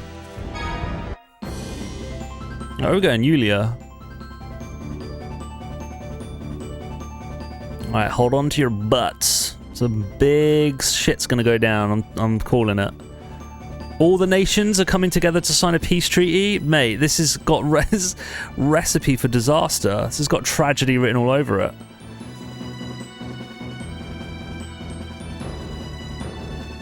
The whole world's gonna blow up. Right, before we see what horrors await during our time in Yulia City, I need to Then please add your signatures to this document. need to take a quick ad break before we find out what's going to happen. I'll be back in 3 minutes. I'll see you then. Yo, Skulltunners. I'll be right back. I'm just running an ad break. Apologies.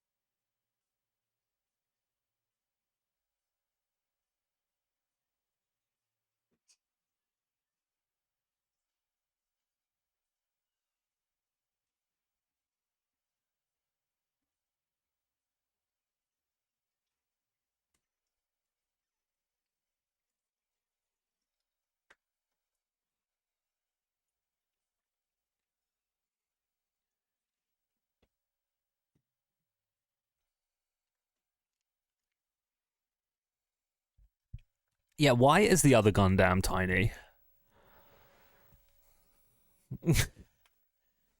I don't think it should be, but he is tiny. Oh, Donkey Konga, man. Donkey Konga stream, when? A GameCube was £80? Holy shit, man. That's how much a GameCube cost retail? $79.99. That's crazy.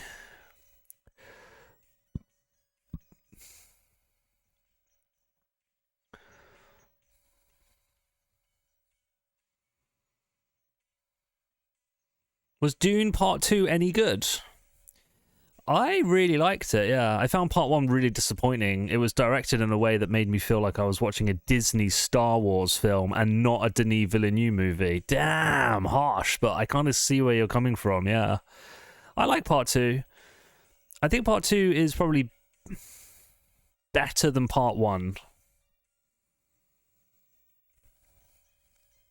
It is really good, it is really good. It's not the size of the Gundam that matters, it's how it's used. That is true. He may be smaller, but he does have a sick scythe. This song slaps? Hell yeah, it does. This is the Mithra race song that plays during the character creation screen of Final Fantasy XI. When you flick through the races in Final Fantasy XI, it plays a different theme for each race, and this is like this is the Catgirl, this is the Catgirl race theme.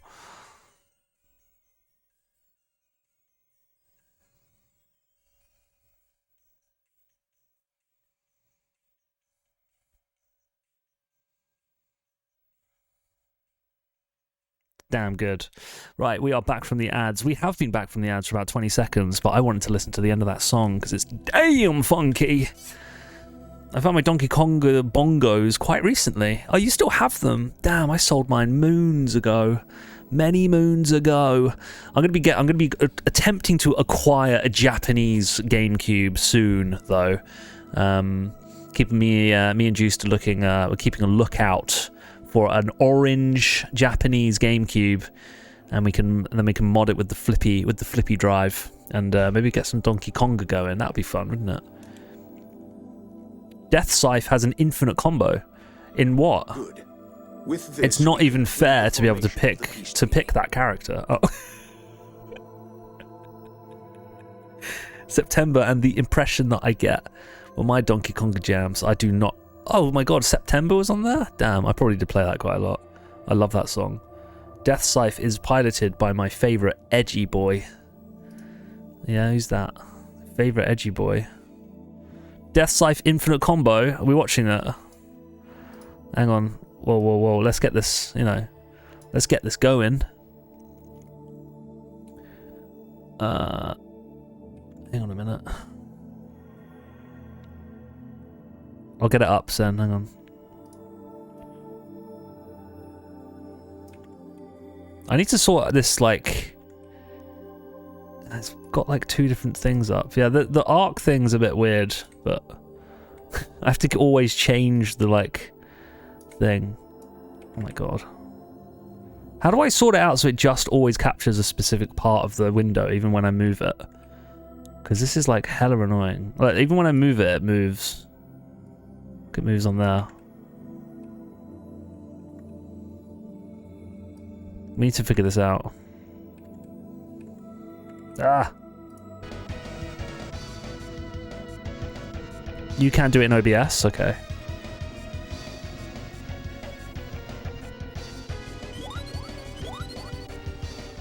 Oh, actually, I'll tell you what I can do, which should work, is if I capture it on my other monitor and then have it full screen, I'll make a tutorial when I have some spare time. Okay, thank you, Sen. Oh, you don't have to do that, buddy, but thank you. That would be great. If we have it on here, and then we go full screen with it, then it will always capture it full screen. That would work. Let's try that. Yeah, capture it on the other monitor. Application capture. Application or window capture? I guess it doesn't really matter. That's not even coming up anymore. Great. It's gone. It's vanished. The source is gone. Here we go. Oh, it has actually gone. Wow. Wow. Window capture. That would be better than application capture, I think. Here we go. Whoa. What the fuck? What the fuck? What is going on with the crop? Oh my god. What the hell? Okay, no, this is good. Okay, this works. This should work. Alright.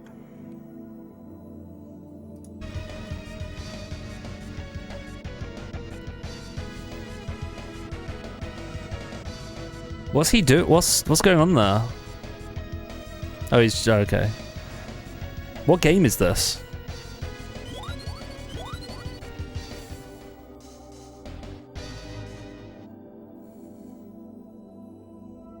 On the SNES? This looks great.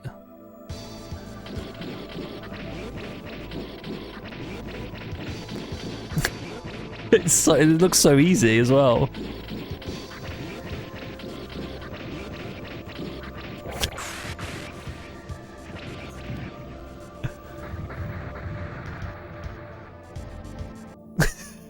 That looks so easy. Damn.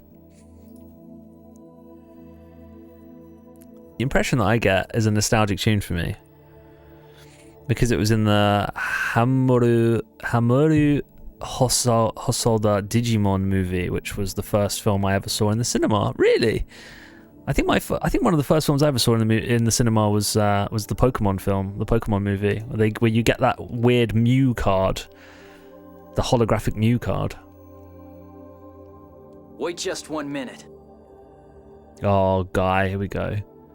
That's where the sprites come from. Oh, cool. I do like the sprites. I got that Mew card. Yeah, I don't know what happened to that. I think I lost it. I wonder if it's worth anything. Guy. Right, what's going on here? This is a big scene. I'm going to focus Luke, on this is important. Shut up for a minute. Ooh, Guy, you bloody bastard.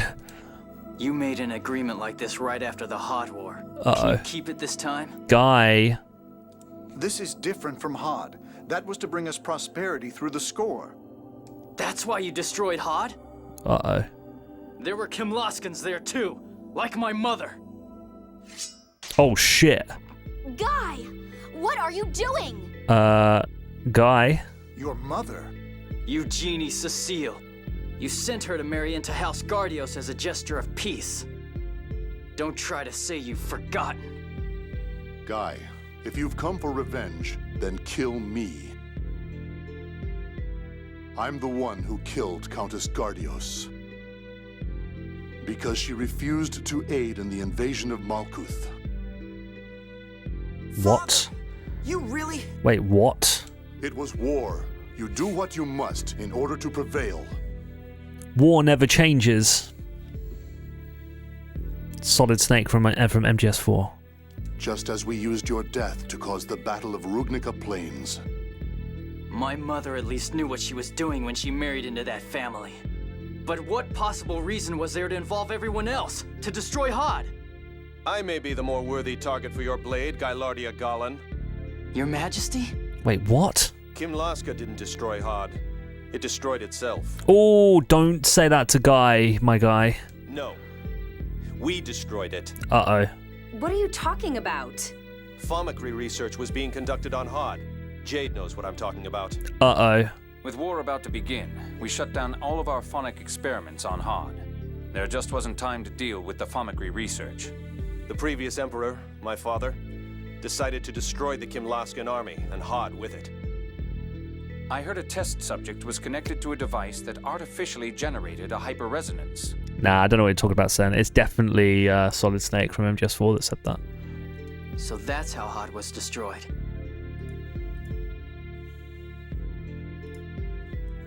My father presented the event as Kimlaska's work to quash anti-war sentiment at home. That's horrible. I feel so sorry for the test subject. Yes, the record shows he was only 11 years old at the time. You may have known him, Guy. Me? He was the son of a knight who served House Gardios, I believe their family name was Fende. You can't mean Vandestelka Musto Fende. Sorry, that name is ridiculous. The way she said it as well. You can't possibly mean Vandestelka Mustafende. You know him, Tyr? If he's the son of Fende, she more than knows him. And so do you, Luke. What is happening? What? Who are they talking about? It's Van Grants. Oh. Vandestelka Musto Fende is his real name. Hey, what? Come on, man. Vandestelka Musto Fende is an insane name for the main protagonist of a JRPG. That is insane. So that's how he knew about animate replication, even though we sealed the information. Guy, why don't you sheath your sword for now? That's a good idea. It's beginning to sound like you'd have to kill almost everyone in this room. I stopped wanting revenge a long time ago. I never thought Van's name would come up like this. Let's adjourn this meeting for now. I trust that suits everyone here. Uh-oh. I love Hosoda. Wolf Children and The Girl Who Leapt Through Time are still two of my favourite films ever. The One Piece movie he directed with his art style is so underrated. Ooh, I haven't seen any of those films. I haven't seen any One Piece films. Are they any good? Also, how are we doing, Skulltarners? I didn't say hello properly. I hope you're well.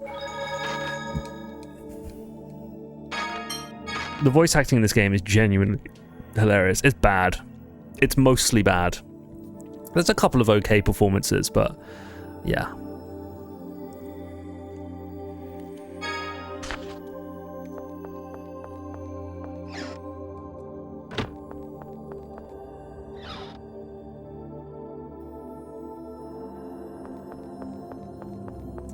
They're both wonderful? Okay. I'll have to check them out.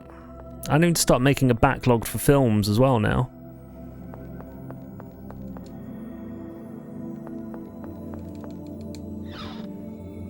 I love this song so much. This song soothes my brain. Book. Read it. Don't think so. I thought they were wine barrels or whiskey barrels. What are they? Are they like, what are they? Okay. Definitely not wine barrels, no. I thought this was like a little distillery. Perfect Blue is at the top of that list, right? I don't know. Is it Sen? Should it be?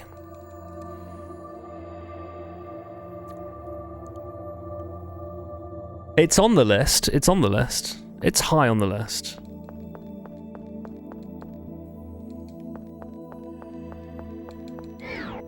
Yes. Okay. All right.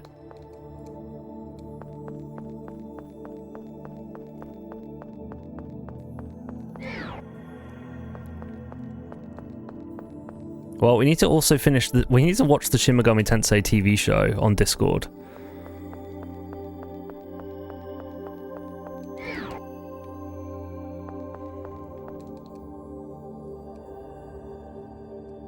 Regarding the matter of the miasma, I sent a Yulia City engine into Belkand. As for you, I want you to first stop the core's vibration. Then we should go to Sheridan and check how the preparations are coming along. It's required to be able to use that image for your layout. Okay. Alright, so we're off to Sheridan then. I feel like we just kind of brushed over that very big... We headed to Sheridan, okay. It was quite a big revelation. Where is Sheridan? Who knows? The One Piece movies minus the one he directed, I don't think are worth watching. I've watched a lot of them as they came out over the years. Oh, that's true, yeah. I felt disappointed nearly every single time. Okay. I'll skip them then. I should press on with the series though. I mean, I just finished Dressrosa, so I would like to watch more. Millennium Actress as well. 100% must watches. Okay.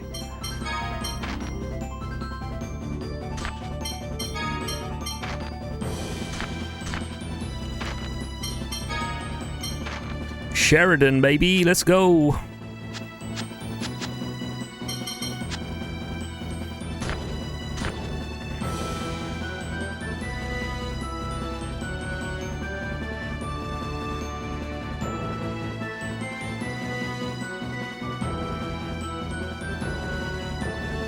I hate that I enjoyed One Piece Red because I liked the cringy J-pop in it.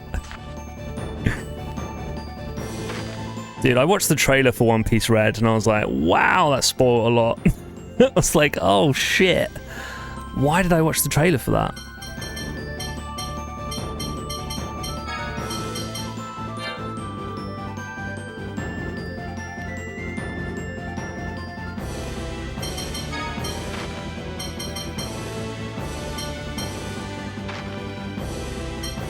Oh, that's cool. It shows you... Oh, wow. Okay, that's kind of cool. It shows you what they've got in stock. Huh. Well, I can afford to buy any of that, but...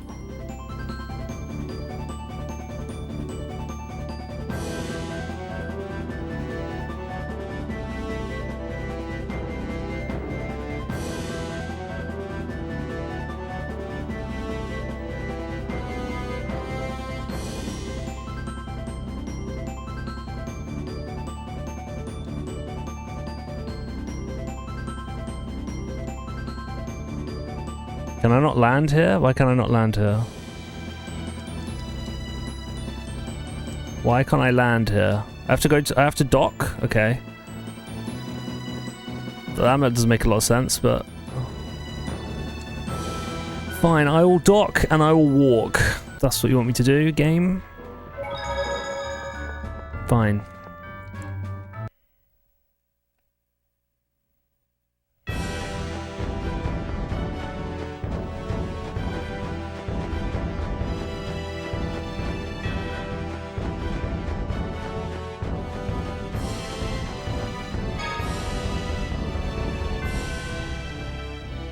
I'm good, thanks for asking, by the way. I have my first shift today, finally. Doggy daycare, first shift. Are you excited? Are you nervous? Bit of both? Probably a bit of both. There's a lot of culturally significant stuff you haven't watched yet, though. Give me a list, Sen. We finished modifying the Tartarus. List me up. Really? Fantastic. Never underestimate the elderly. We've moored the Tartarus in Port Sheridan. Gundam and Initial D. Look, I forgot to tell you, Sen. I've watched the first half of Gundam 0079. I watched it. I fell asleep though, so I need to watch the whole film. It was last Sunday. Mrs. Carp was making a delicious roast dinner for me. She was making the chicken. She was in the kitchen making a roast. And I was like, I'm going to watch Gundam with a glass of wine. And then I had 2 glasses of wine. And then I was wrapped up in a duvet on the sofa, 4 o'clock in the afternoon, roasting the... That is, that is recipe for... falling asleep time, you know. Boring confirmed? No, it's not, dude. It's any anime. All anime makes me sleepy. It's not Gundam, don't worry. I liked it, man. I was really gripped by it, actually. I was really gripped by it. 70s animation is unwatchable. I mean, yeah, I'm not gonna lie, it looked pretty rough in places, you know, I'm not gonna lie.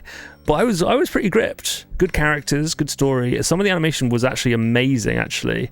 They don't like stories like that. They don't make stories like that anymore. Yeah, I was gripped. I was actually really, really gripped. I thought it was really, really cool. I'm gonna finish it for sure. I loved what I watched of it. So don't worry. I'm on the hype train, Sen. I'm on the hype train. I mean, all of the puzzle pieces just fit together for me to have a nice little kip on the sofa watching it. But I will finish it. I liked it. I think I got to the bit where there was like some kind of ball happening or something. That sounds like a great afternoon. It was a great afternoon. It's nice to wake up and have like roast chicken and you're shoved in your face. That was great. All that's left is to cross the Aldrin Sea to where Axariuth collapsed and dive into the core. Because when you're thinking about a roast dinner, they take a while to make. You know, you're looking at 2 hours. You know, so when it's nice when you're like the roast starts being made, you fall asleep, and then when you wake up, the roast is made. You're like, wow, that was great, brilliant. Don't have to wait around now. The Tartarus's phonic barrier will protect you from the miasma and the planet's pressure. When they arrived at Earth in enemy territory. Huh? I don't remember that bit. Maybe I fell asleep and then I woke up during the ball instead then. I thought they're on like a space station. The ball with Garma and Carr, right? I don't really remember the details. I think I fell asleep before that, and then when I woke up, they were in a ball. So I'm not sure if it was on Earth or not. But it exerts severe stress on the system. It'll only last about 130 hours. My guaranteed snoozy media, a podcast, and that's on purpose. Yeah, that's fair enough. I have to listen to a podcast to fall asleep now. It's bad. That isn't exactly a lot of time. The burden is just too great. The phone machinery should hold long enough to sail to Axariuth and reach the core. Also, generating a high-energy phonic barrier requires support machinery. It should be phonic barrier. I don't like it when they say phonic. It should be phonic because they call it. They have called it phonic arts. Why is she calling it phonic now? It doesn't make fucking sense, man. We'll send up a flare from here once you decide to start the core breach operation. Maybe you should send yourself to grammar school so that you can, you know. Why do some characters say phonic and others say phonic? It doesn't make sense. Then Aston, who's waiting at the port, will activate the phonic barrier. I hate it. Come on, man. So, the moment we set out from this city, the countdown starts. The 170s anime I can think of that does have solid animation is the Castle of Cagliostro. I've seen that. Yeah, that is amazing. It barely counts as 79. Yeah, Gundam's 79 as well, though. Is that from 79? Holy shit, I did not know that was from 79. Yeah, that film looks insane. It's 5 days from here to Axariuth in the Tartarus. That's a great film. We'll have to breach the core and get out in less than 10 hours. The slightest delay or mistake will be fatal. I have no idea what we're doing in this game anymore. You'll escape in the Albior. We'll have to attach a pressure-neutralizing phone machine to it. I don't need to know that. Once you begin the operation, we'll send the Albior to the harbor. Once the phone machine is attached, Aston will store the Albior in the Tartarus hold. So we can't use the Albior once the operation begins. Right. You won't be able to go to other cities to buy supplies. It counts. Takes years to make a movie. That's a good point, son. Make sure to take care of anything you need to before you begin. Okay, you've heard the plan. Now go get yourselves ready. Once you're all set to begin, come talk to me. I'm ready. Instantly, let's do it. Well? Hold on. What? No, I'm ready. Well? Yeah, let's... After you activate the Tartarus vibration device in the core, move to the deck in the Albior. There's a phonic glyph inscribed on the deck that generates a current of rising air. Use that to get yourselves out of there. The Albior's pressure neutralizer won't last more than 3 hours. If you don't hurry out, you'll be flat as pancakes. So many great ways to die. The flare's up! Looks like they're ready at the port. We'll see you off. Let's go, Luke. Every second counts now. Right.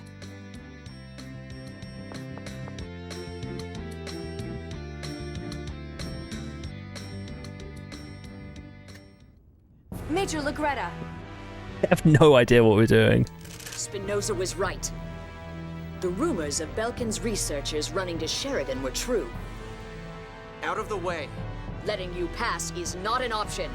We can't have you silencing the core. I will kill you. The Oracle Knights have secured the port. Cease your meaningless resistance. I'm gonna kill you. I need to add that. I still haven't added that as a redeem, Meg. I'm so sorry. Tamara, get them! You got it! Whoa! Now, run to the harbor! What a legend. But if they sink the Tartarus, all our work will be wasted. Do it right now. All right. no time! Go! Jesus Christ. All right. Oh no, you don't. Can I at least do this boss fight first, please? Not even the necromancer would use phonic arts in this crowd. Jade! I can't. There are too many civilians without friend or foe marking. Ah! Out of the way! Iemon! You have something you have to do that's more important than us old folk. Yeah, let's go. Now! Go! Let's go. Hurry. I wouldn't have actually done it, but I slightly had to resist not using the fisheye lens redeem during the Silent Hill preview. Yeah, it wouldn't have done anything.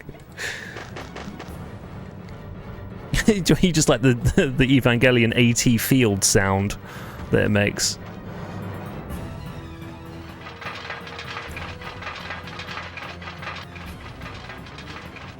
You aren't going anywhere. Yes, we are, mate. I eat nights like you for breakfast. Come on. The Tartarus has my sweat and blood in it, too. I won't let you interfere. Master Luke, Princess Natalia. The north exit is poorly guarded. Hurry! Ah! Oh no. Damn it!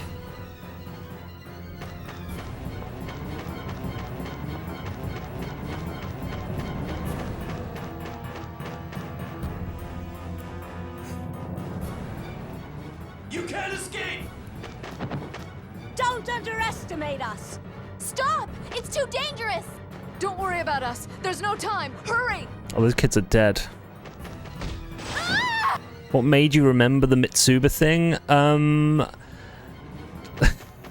How did they do this? Just that general, the Greta, being like, "Oh, we're not going to let you leave," and I was like, "I'm going to literally kill you." And then it reminded me of the of that.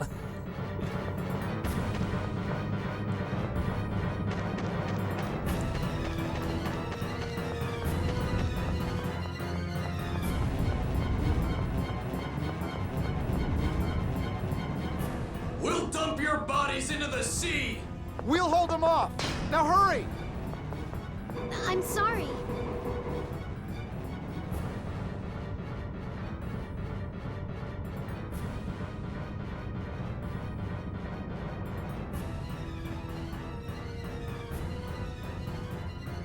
Yeah, it really is. Like, let me download it now. I can add it, but there won't be an icon for it, which is a bit annoying. What's going on? Oh, thank goodness you're here.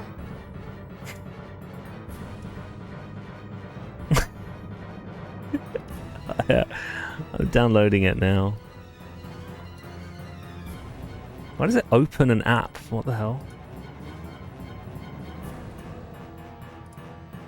The Oracle Knights are attacking the people of the city. I can add it while I'm playing. Please save them. Is it not connected to channel redeems? Is what connected? Let's hurry. Time is running out.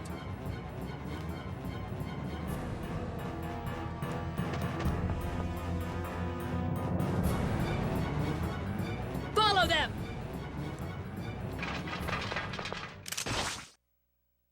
Oh no!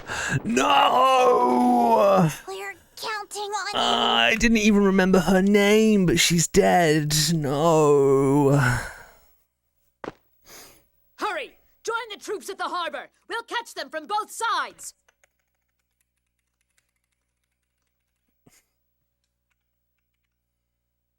This happened because you civilians insisted on meddling where you don't belong. How much? 250 carp coins to do it? 200 carp coins. How about that? This special discount.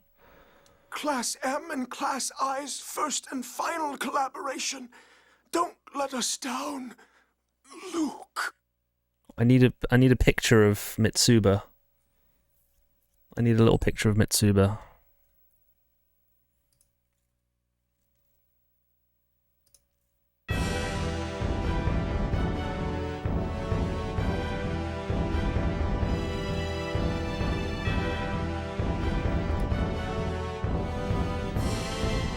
Play sound effect.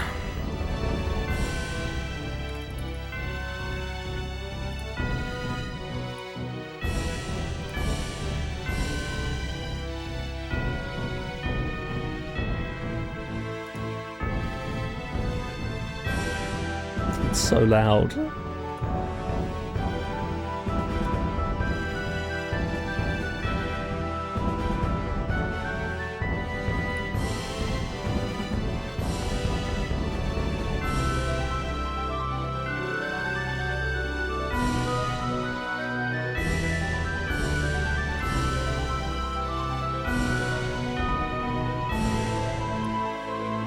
Oh, it needs to play on the overlay, doesn't it? Hang on.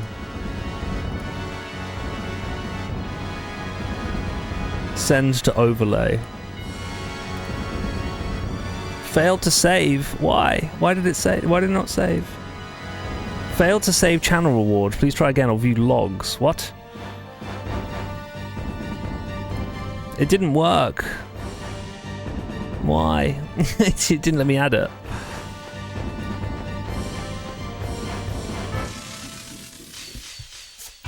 This looks like fun.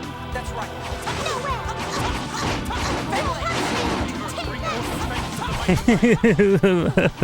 Van der Skel... I can't even say his name.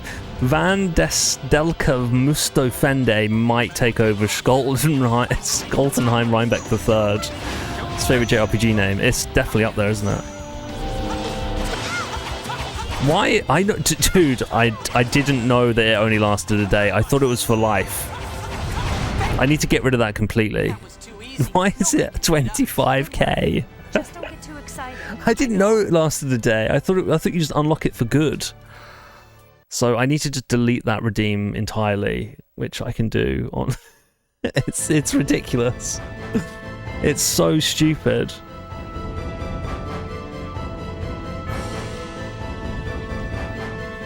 I know. Let's do this now. Let's sort this out. Because I want to get this. Oh my god! I mean, the music here is terrible. So let's move on. I hate this song. It's like one of the worst ones in the game. Yeah, that redeem needs to go. Looks like fun. That's right. Bring it on.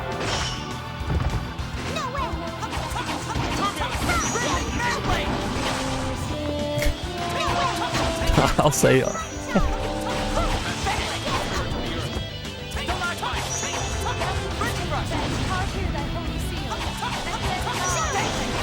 Meg wants me to save the game.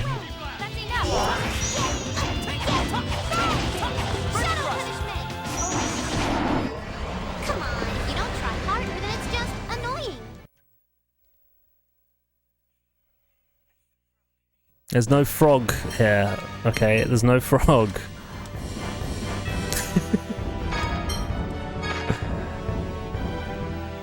Right, why won't this work? New channel reward. I'm gonna kill you. I'm gonna kill you. 200 coins.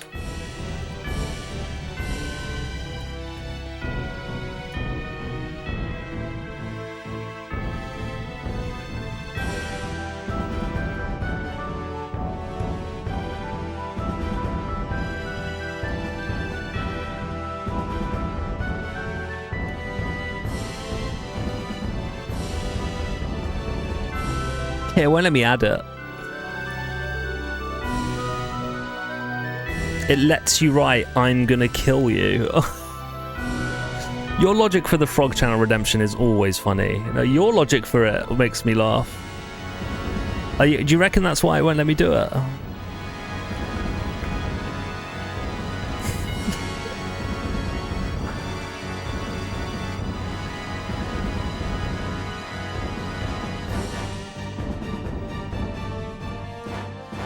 Damn, that is why. Yeah, it seems a bit aggressive, actually, doesn't it?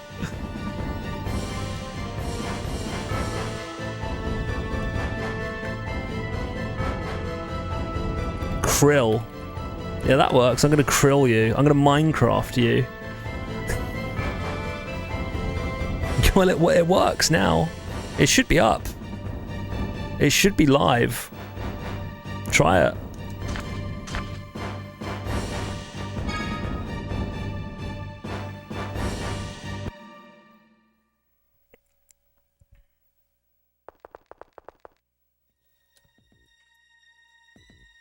Damn! Get down and cover your nose and mouth. I need an icon for it now. We need a picture of Mitsuba. We need to get a picture of Mitsuba going. Mitsuba Castlevania.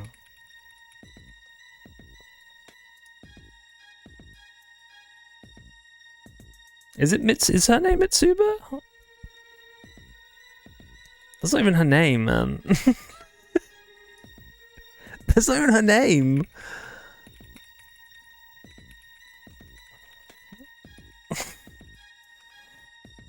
It was Mitsuba. It's not coming up.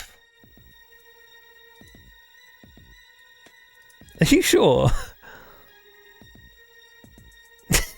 It's not. I can tell you now. It's not Mitsuba. It's Mina Hakuba. That's her name. It's Mina. Actually, no. I didn't play the game. No, you didn't. I'm making a very quick icon for the redeem. Hang on. It needs to be what? It needs to be like 72 pixels or something. It's really annoying. It needs to be super specific. I think it's 72 pixels. Let me check. Hang on. I can't have a redeem without an icon. I just can't have it. It drives me mad. It must have one. Hang on. We'll go to create dashboard. I can do it as we're playing. Hang on. I can multitask. I can't, but we'll see. It's Phone Tech sleeping gas. Can we neutralize it? I'll blow it away with a phonic art. I'll blow it away with a phonic art. What a line. I'll blow it away with a phonic art, of course. Of course. We can breathe again. But I'm sleepy. Well, can't he just blow all the miasma away from, like, the entire land? Why can't he just do that? Oh, me too. Oh, good. I'm glad it didn't put you to sleep, too. It works faster on young children. Oh, then this was your work? Those Oracle ruffians tried to steal the Tartarus. It looks like they went into the city too. How are Tamra and Iemon?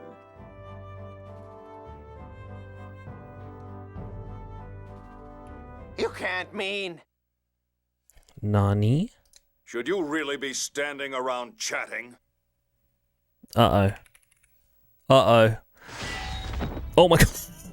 Oh my god, they got absolutely destroyed. He blew us away. Fucking hell. That was mental. I'm almost done with the picture, hang on. You need to make it in 3 different sizes. It's so annoying. I have actions set up in Photoshop to save them as different sizes. Hang on. The last one, 20 something. Right, okay.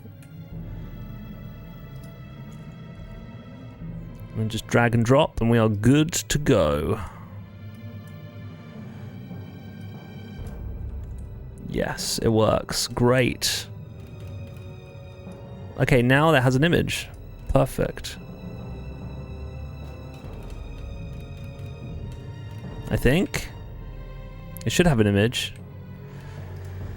Gonna call it an early night. Thanks for being a GG. I know I can't stay on for too late either. Great job on the Silent Hill 3 video. Thank you. The hard work really paid off in my opinion. Thanks. I hope you have a good time on the little trip tomorrow. Have a great rest of the stream. Oh, thanks so much.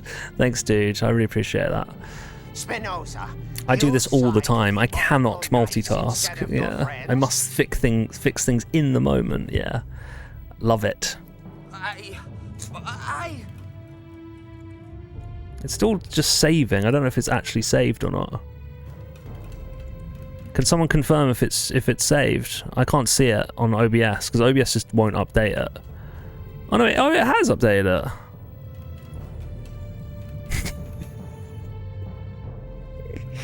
Great. Commandant! That was a poor performance, Legretta. My apologies. We'll take care of them at once. That is a great redeem. I'm very happy with that. Thank you for taking the time to find that little clip. So, no. Thanks, Meg. You've made that a reality. Why? Right now, our priority is stopping the core. We're going to the Tartarus. Damn it! Whoa! That's too dangerous. Run! Oh, they're getting absolutely bucked. We're not going anywhere. This happened because Spinoza betrayed Class I. I still think Spinoza sounds like a pastry dish, doesn't it?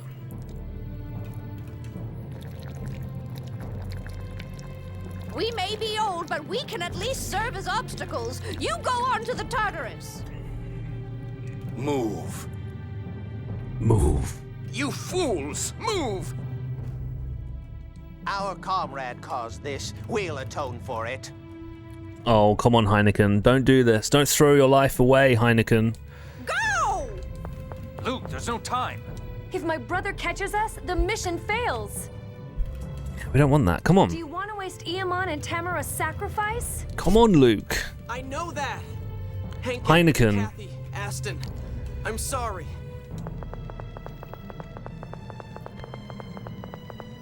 Elderly though you may be, I respect your resolve. Oh, shit. Spinoza, take a good look. This is what happens to those who oppose me. Commandant, Sync made it in time. So, the operation itself was a failure, but at least it distracted them. Very well. Withdraw. Yes, sir.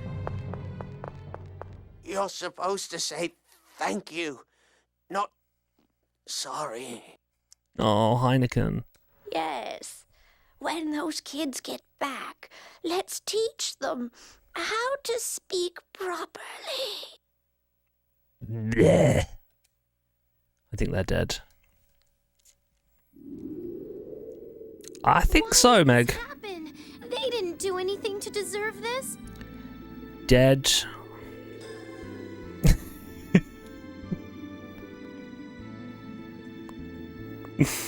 Very good. I failed to protect my people. Oh. I wasn't strong enough. Damn it! The revenge. I mean, I can just picture it now, Meg. Picture this. We're playing Final Fantasy VII. We get to the bit. The iconic bit. That redeem goes off. Could you imagine? Oh my god, that would be hilarious. There's no time for wallowing in depression. We still have to stop the core. Tyr, do you really have to say it like that? Grieving here won't accomplish anything. The Colonel is busy preparing for this operation all by himself. Don't forget that.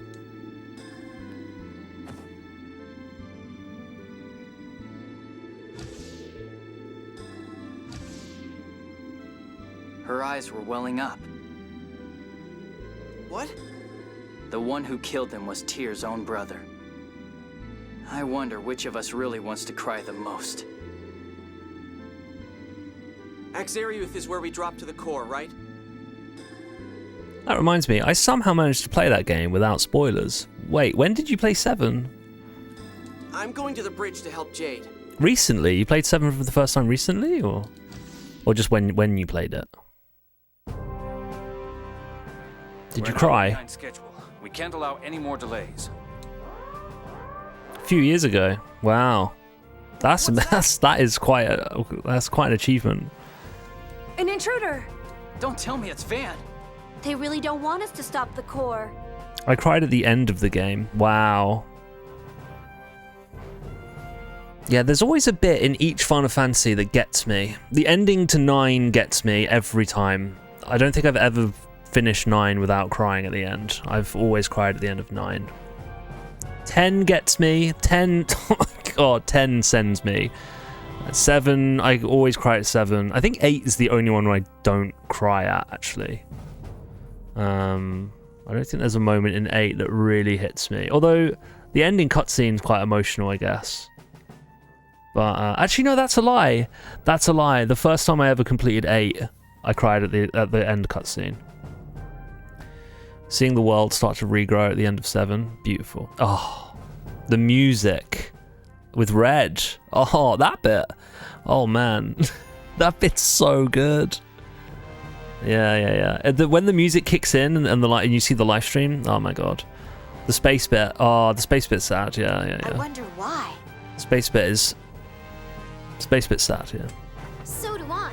But right now, we've got an intruder to worry about. What do we do? Space bit is emotional. We don't have any choice. We'll get rid of them after we... Did you play 7 Remake? I did. And I cried at 7 Remake.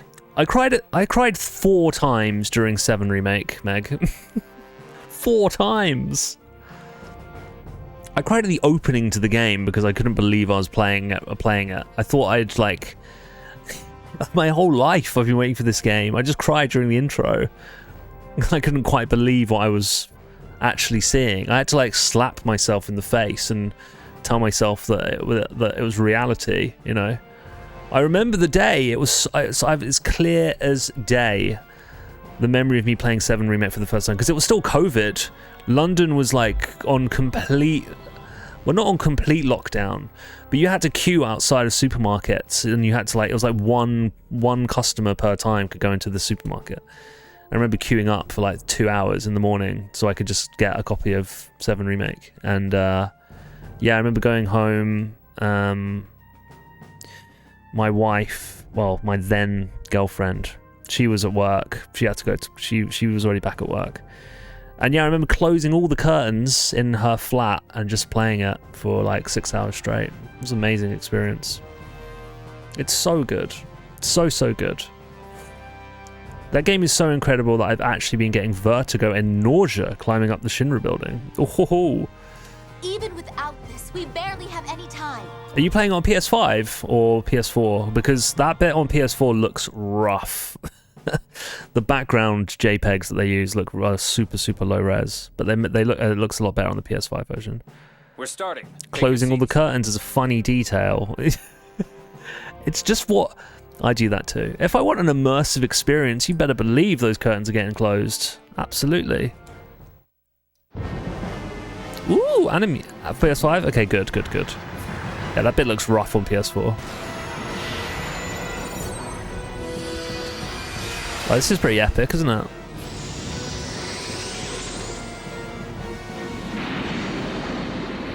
Oh look, we've got our own little Balam Garden now. This is literally Balam Garden.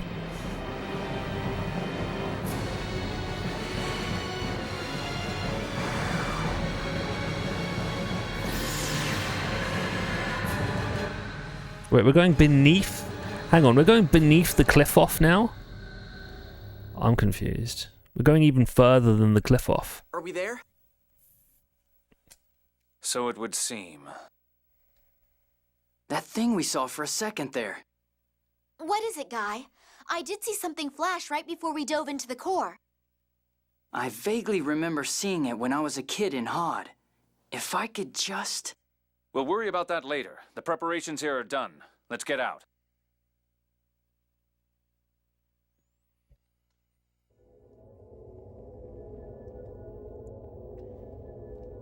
Hey!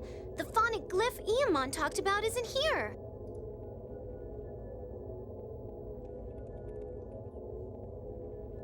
I erased it for you. Oh no.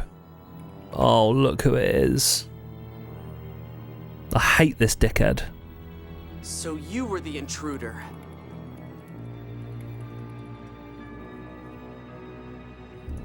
His name isn't Lemon. I know. Dude, I had the exact same revelation. I know.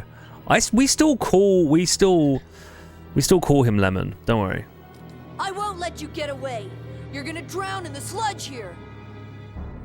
Die! Oh, okay. I haven't saved. Oh no, I did save it. Meg, you did that save redeem. If I hadn't have done that save redeem, we'd be in we'd be in trouble right now.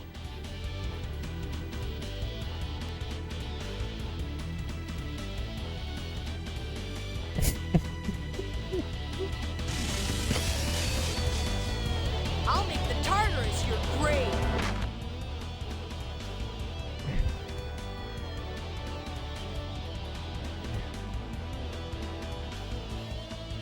I don't know what phase does on a on a Sony PVM. Because I don't know what that actually does. So I'm getting so distracted. Sorry. I'm just browsing, sorry. Same voice. No way! Yeah, you get that! You're struggling for nothing! I won't lose to you! You might very well die for yourself. Withdraw now. Persistent, aren't we? Perhaps you'd rather we all die together? Not a bad idea! So hurry up and die! Hey, shut up! You're dying! Fine! You'll all die here anyway! Aurora the Earth! No, Oh my god. I think we might be a little bit underleveled. What will you do when you run out of sticker space? That's a really good question. I'm just gonna have to sticker over. There's some spaces we can branch out into some other areas. I mean, I can go along the top. The top can definitely be a sticker space. So we've got all that as well. We'll be fine. We'll be all right. We'll be okay, I think. And then I'll just have to sticker over the original stickers. We'll be okay. We'll be fine. We got some space. I need to add loads. I haven't added any since we played Streets of Rage, which was a while ago. Might need to make a whole scene for it eventually. I mean, how long do you think I'm going to be streaming for, Meg? I probably am not going to be streaming when I'm 70 years old, but you know, you never know. Yo, Momiji, welcome. Thank you so much for the raid, buddy. Hello, raiders. How we doing? Welcome in, everyone. We're playing some Tales of the Abyss, and we're doing badly. I'm very underleveled for this boss fight, so hopefully the raid can pull us through. How we doing, everyone? Welcome in. My name is Carp, and I play a lot of JRPGs and some horror games. And at the moment, we're playing Tales of the Abyss. We're keeping it nice and chill over here. So thanks for bringing your community over, dude. I really appreciate that.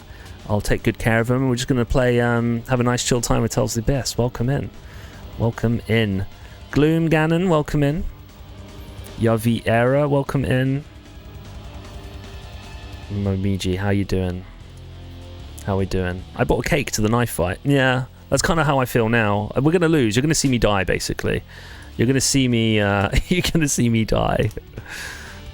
Oh, Dark Bond, thank you so much for the follow. I appreciate that. Thank you. Okay, we're going to try and heal up here a little bit.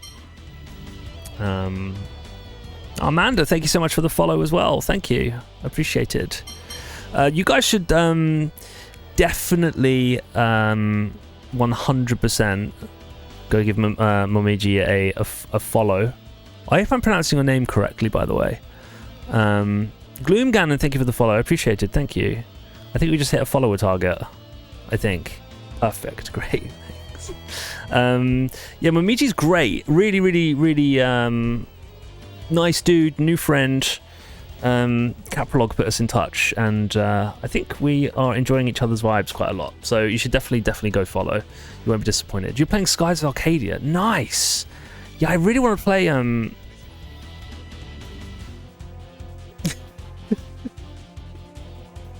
Thanks, Meg. Skies of Arcadia I haven't played. No, that's been on the top of my list for a long time, though. Long time.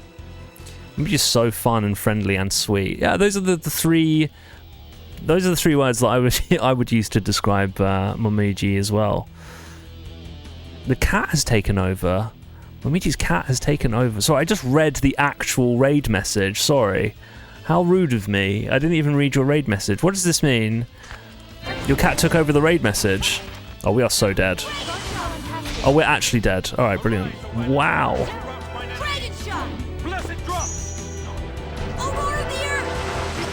We just have to watch this boss fight now, because we are dead. Skies of Banter. My cat is owning your channel. Oh no.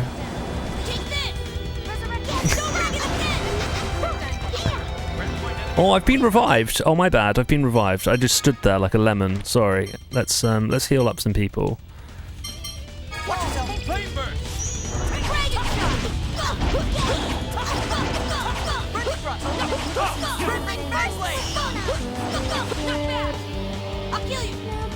Okay, we got this. We're back. We're back. We can do this.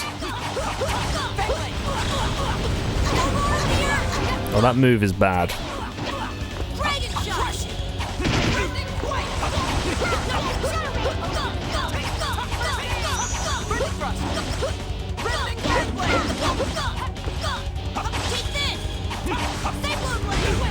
Oh, that was a cool move. Too bad you missed.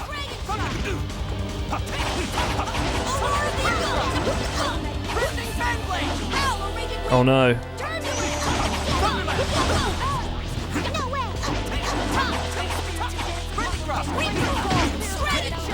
Okay, we need to heal up a little bit. Yeah, so how's Skies of Arcadia going? Sorry. I cannot multitask with this game at all. That sounds like something a cat would do. I also have a cat, and my cat is definitely not owning my stream. My cat is fast asleep on a sofa right now, and he's snoring. My cat snores really loudly. That's funny, isn't it? Momiji avenged my father's killer. Very nice individual. I owe Momiji my life now. Wow, that's yeah. I'd hope so. Trails in the Skies on my backlog forever. Yeah. Well, okay, nice. I don't think... Wait, which one is Trails in the Sky? Is that the first one? There's so many. Trails in the Skies of Arcadia. Yeah, no one was talking about Trails, Meg, but that's cool. I guess it's on my backlog as well. They're both on my backlog. Trails in the Sky is good. Yeah, it's the first one. Okay. Are you going to play the remake, Meg? Your mic audio quality is legit. Oh, thanks. I just have a nice little compressor on it. In OBS and a little pop shield. It's an Audio Technica mic, but yeah, I just having a compressor and a limiter on it really helps. Super easy. If you need to, I can link you to a video. It's a very short YouTube video and just goes over that. My cat occasionally owns my stream. She usually sleeps through it though. My cat usually wakes. My cat's usually asleep all day, and then as soon as I start streaming, he wakes up and starts wanting attention.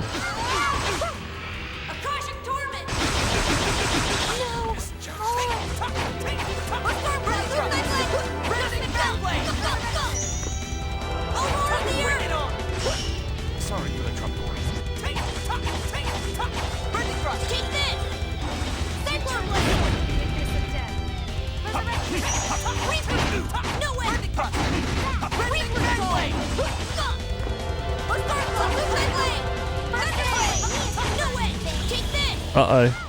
Uh-oh. Uh-oh. Again? Really? Oh my god.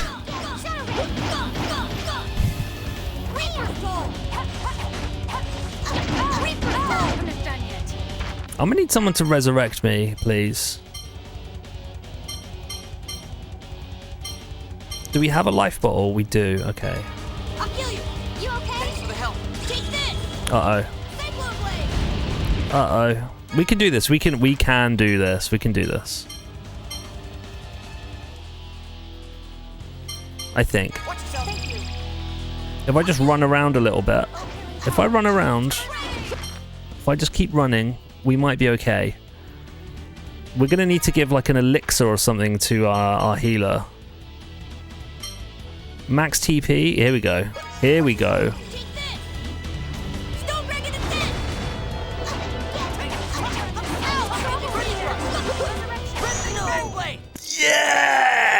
Yes!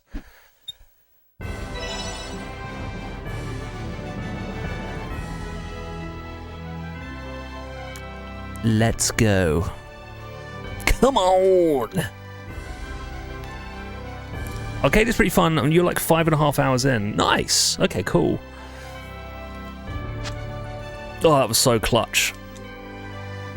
Yeah, Meg, are you gonna play the remake that's coming out this year? It looks really good. Oh wow, we learned a lot.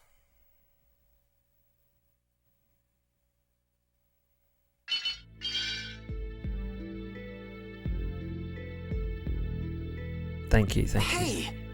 That was an amazing performance, thank you. I think it's what's happened when I raided you, Momiji. I think it's because you raided and you gave me the power to overcome my my fears, and with the power of the raid is a thing.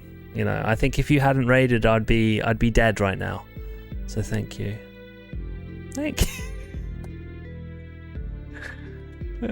Maybe. I think they got rid of my turn-based combat. Did they really? Is it real time now? Yeah, but if it's implemented well, like it's implemented in 7 Remake, then I could dig it. I didn't think Trails is Trails turn-based. I didn't even know that.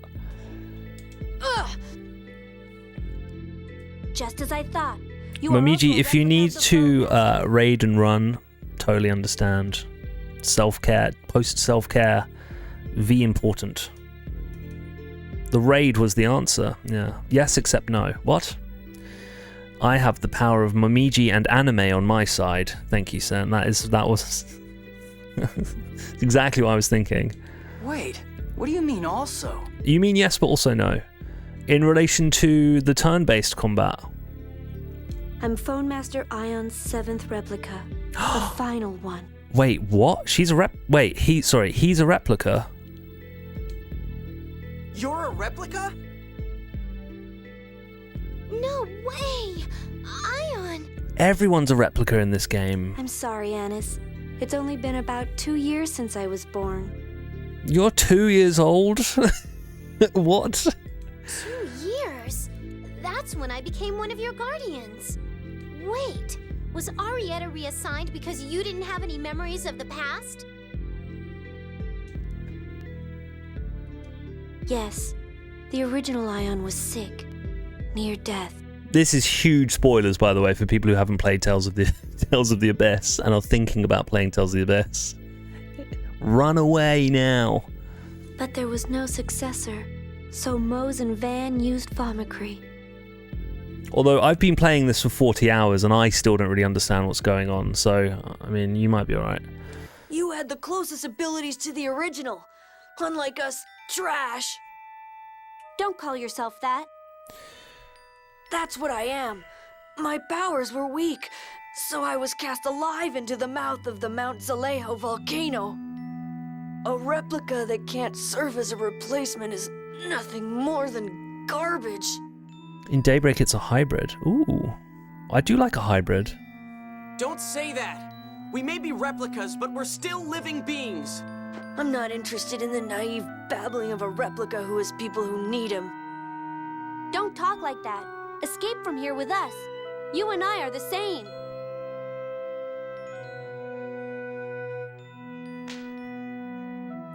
No, we're not. Uh-oh. I'm only alive so Van can use me. Oh no, they're gonna jump off, aren't they? In the end, only those of us who are useful are kept alive out of pity. Late game, I think we're like... Please don't cry. Maybe 2/3 of the way through? Rip. See ya. I'm not crying. But those tears... They are only the tears of they're only the tears of a replica. They don't matter anymore. It's like losing a brother. I guess I was sad. This is the first time I've ever cried. I understand now. All this time I had it wrong. We're out of time. But Sync erased the phonic glyph. I'll draw it again. But a circle of this scale will require significant concentration. Luke, Tyr, please assist me. What do I do? I'll open all of my phone slots and create a mass of phonons. Luke, use Muse Fire to move the phonons. Tyr, please issue instructions based on the remains of the phonic glyph. So I walk with you where Tyr tells me to. Right. That's how we'll redraw the phonic glyph. Let's begin. Okay. Use Mew Fire to trace the ball of light along the phonic glyph. If the time runs out or you go outside the limits of the glyph, you'll have to start over. Okay, up.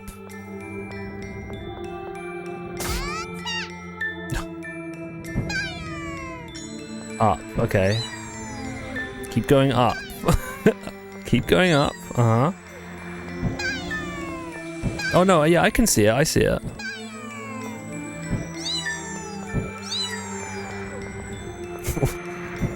Sorry, why am I being told what to do? I mean, it's pretty obvious. Oh. Oh, this is terrible. I say that and then I mess it up. No, just do it. I like that it gives you the option to just be like, just do it. I don't want to do it. That was pretty haphazard, but it's finished. Alright. I think we should be able to escape at least. Looks like we drew it. Yes. Now let's get to the Albior. Heed my words. You who are the same as I, can you hear my voice? Ash? No, this voice is... Luke, are you all right? I'll try healing you. Set me free from the prison of this eternal cycle. A descendant of Yulia. I shall borrow your power. The pain's fading away. Luke, my isophone. I can finally speak to you. Tyr? What is going on? No. You're not Tyr. Your kind knows me as Lorelei. Oh, damn. This is big. The aggregate sentience of the seventh phonon. Its existence was hypothetical, but... I am the seventh phonon itself. Okay. And you, Luke, your phonon frequency is the same as mine. We're talking to God right now. You and the other you are both my perfect isophones. I am you. That is why I ask this of you. Right now, something enormous is absorbing my power. It is shaking the core and causing the Sephiroth to go out of control. Your actions have quieted the core and stabilized the Sephiroth. But as long as I am trapped here...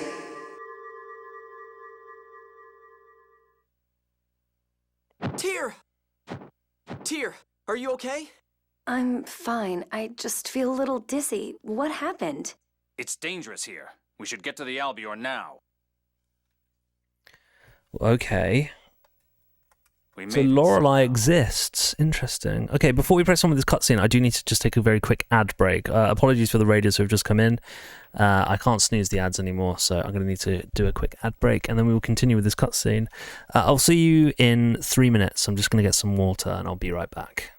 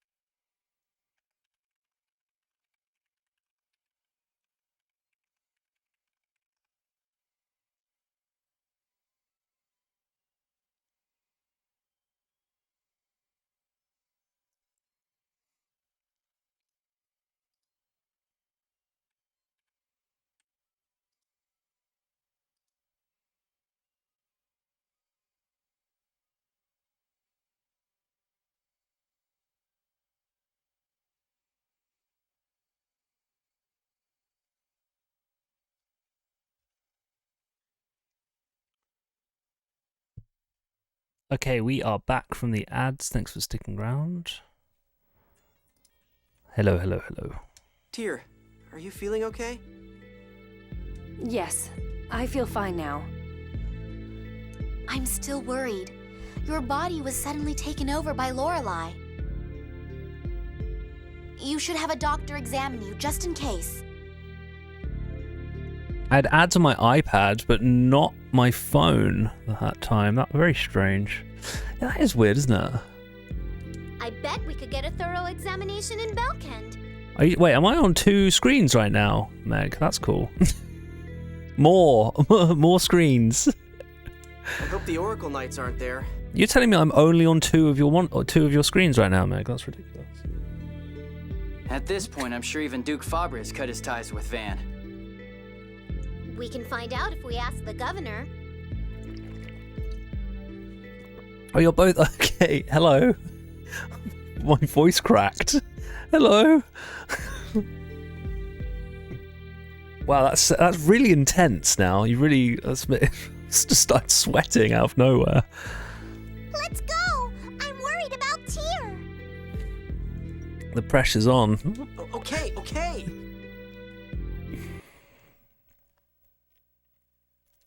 Sometimes we put you on the TV. Oh wow! Now that. Oh no, that's too much. Right, where are we going? Oh, I was like, why is Jade's portrait black and white? He is dead. Okay. No pressure. You got this. Come to think of it, Guy mentioned that he saw something flash as we descended into the court. I wonder what it was. I'll ask him about it later. What about Tyr? Lorelei taking control of her may have had side effects. We decided to have her undergo a thorough examination in Belkend. Right. Belkend, is it? Where is this Belkend? And your dog as well. Oh, wow. As long as your dog doesn't bark at me, then I think that's a good sign, right? Belkend, right, here we go. Bottom left. Or southwest would be more appropriate. Your dog watches TV? That's cool. My cat doesn't watch TV at all. I always try and put stuff on for my cat and he just fucks off.